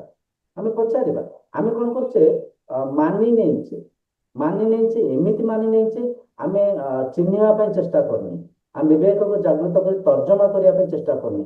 ତ ସେ ଅନ୍ଧବିଶ୍ୱାସରେ ମାନିବାକୁ ଦୁରୁପଯୋଗ ଅନେକ ଶରୀର କରୁଛନ୍ତି। ତ ବିବେକକୁ ଜାଗ୍ରତ କରି ଆଧ୍ୟାତ୍ମିକତା ହେଲେ ଏକ ଅନୁସନ୍ଧାନ, ଏକ ରିସର୍ଚ୍ଚ କରିପାରିବା। ରିସର୍ଚ୍ଚ ଯେମିତି ସାଇଣ୍ଟିଷ୍ଟ ରିସର୍ଚ୍ଚ କରୁଥିବା ସମୟରେ ପ୍ରତ୍ୟେକ ଜିନିଷକୁ ପରଖୁଥାନ୍ତି, ପ୍ରତ୍ୟେକ ଜିନିଷକୁ ଗଭୀର ଭାବରେ ତାକୁ ବୁଝୁଥାନ୍ତି, ତାକୁ ଲେଖୁଥାନ୍ତି, ତାକୁ ଶୁଣୁଥାନ୍ତି, ତାକୁ ଏକ୍ସପେରିମେଣ୍ଟ କରିକି ତାକୁ ଭଲ କରି ବୁଝୁଥାନ୍ତି, ପରଖୁଥାନ୍ତି। ଠିକ ସେମିତି ଆମେ ବି ସାଧକ, ଯିଏ ବି ସାଧକ ସାଧନା ମାର୍ଗରେ ଅଛନ୍ତି, ପ୍ରତ୍ୟେକ ବାଣୀକୁ, ପ୍ରତ୍ୟେକ ଶବ୍ଦକୁ, ପ୍ରତ୍ୟେକ ସାଧନାର ବିଧିକୁ, ପ୍ରତ୍ୟେକ ସତ୍ସଙ୍ଗକୁ ଏକାଗ୍ର ଚିତ୍ତରେ ବିବେକୀ ହେଇକରି ପରଖିବାର ଆବଶ୍ୟକ ଅଛି, ତାକୁ ବୁଝିବାର ଆବଶ୍ୟକ ଅଛି। ଯୋଉଠି ବି ବୁଝିବାରେ ତ୍ରୁଟି ରହୁଛି, ତାକୁ ନିରିଧ୍ୟାସନ କରିକି ତର୍ଜମା କରିବାର ଆବଶ୍ୟକ ଅଛି। ତେବେ ଯାଇକି ସତ୍ୟ ପାଖରେ ପହଞ୍ଚନ୍ତି। ତ ଅନ୍ଧବିଶ୍ୱାସ ମାନିବାର ମାଧ୍ୟମ କରି ନିଶ୍ଚୟ ଗୁରୁଜୀ, ନିଶ୍ଚୟ। ସ୍ୱାର୍ଥପୂର୍ତ୍ତି କରୁଛନ୍ତି। ଭଲ ଲାଗିଲା ଆଜିର ଚର୍ଚ୍ଚା। ଆଜିର ଚର୍ଚ୍ଚାକୁ ଆମେ ଏଠି ବିରାମ ଦେବା। ଆଗାମୀ ଆଜ୍ଞା, ଦିନରେ ଆଉ କିଛି ଶ୍ଲୋକ ଉପରେ ବି ଆମେ ଚର୍ଚ୍ଚା ହେବା। ବହୁତ ବହୁତ ଧନ୍ୟବାଦ। ବିରାମ ଦେବା। ପ୍ରଣାମ ଗୁରୁଜୀ।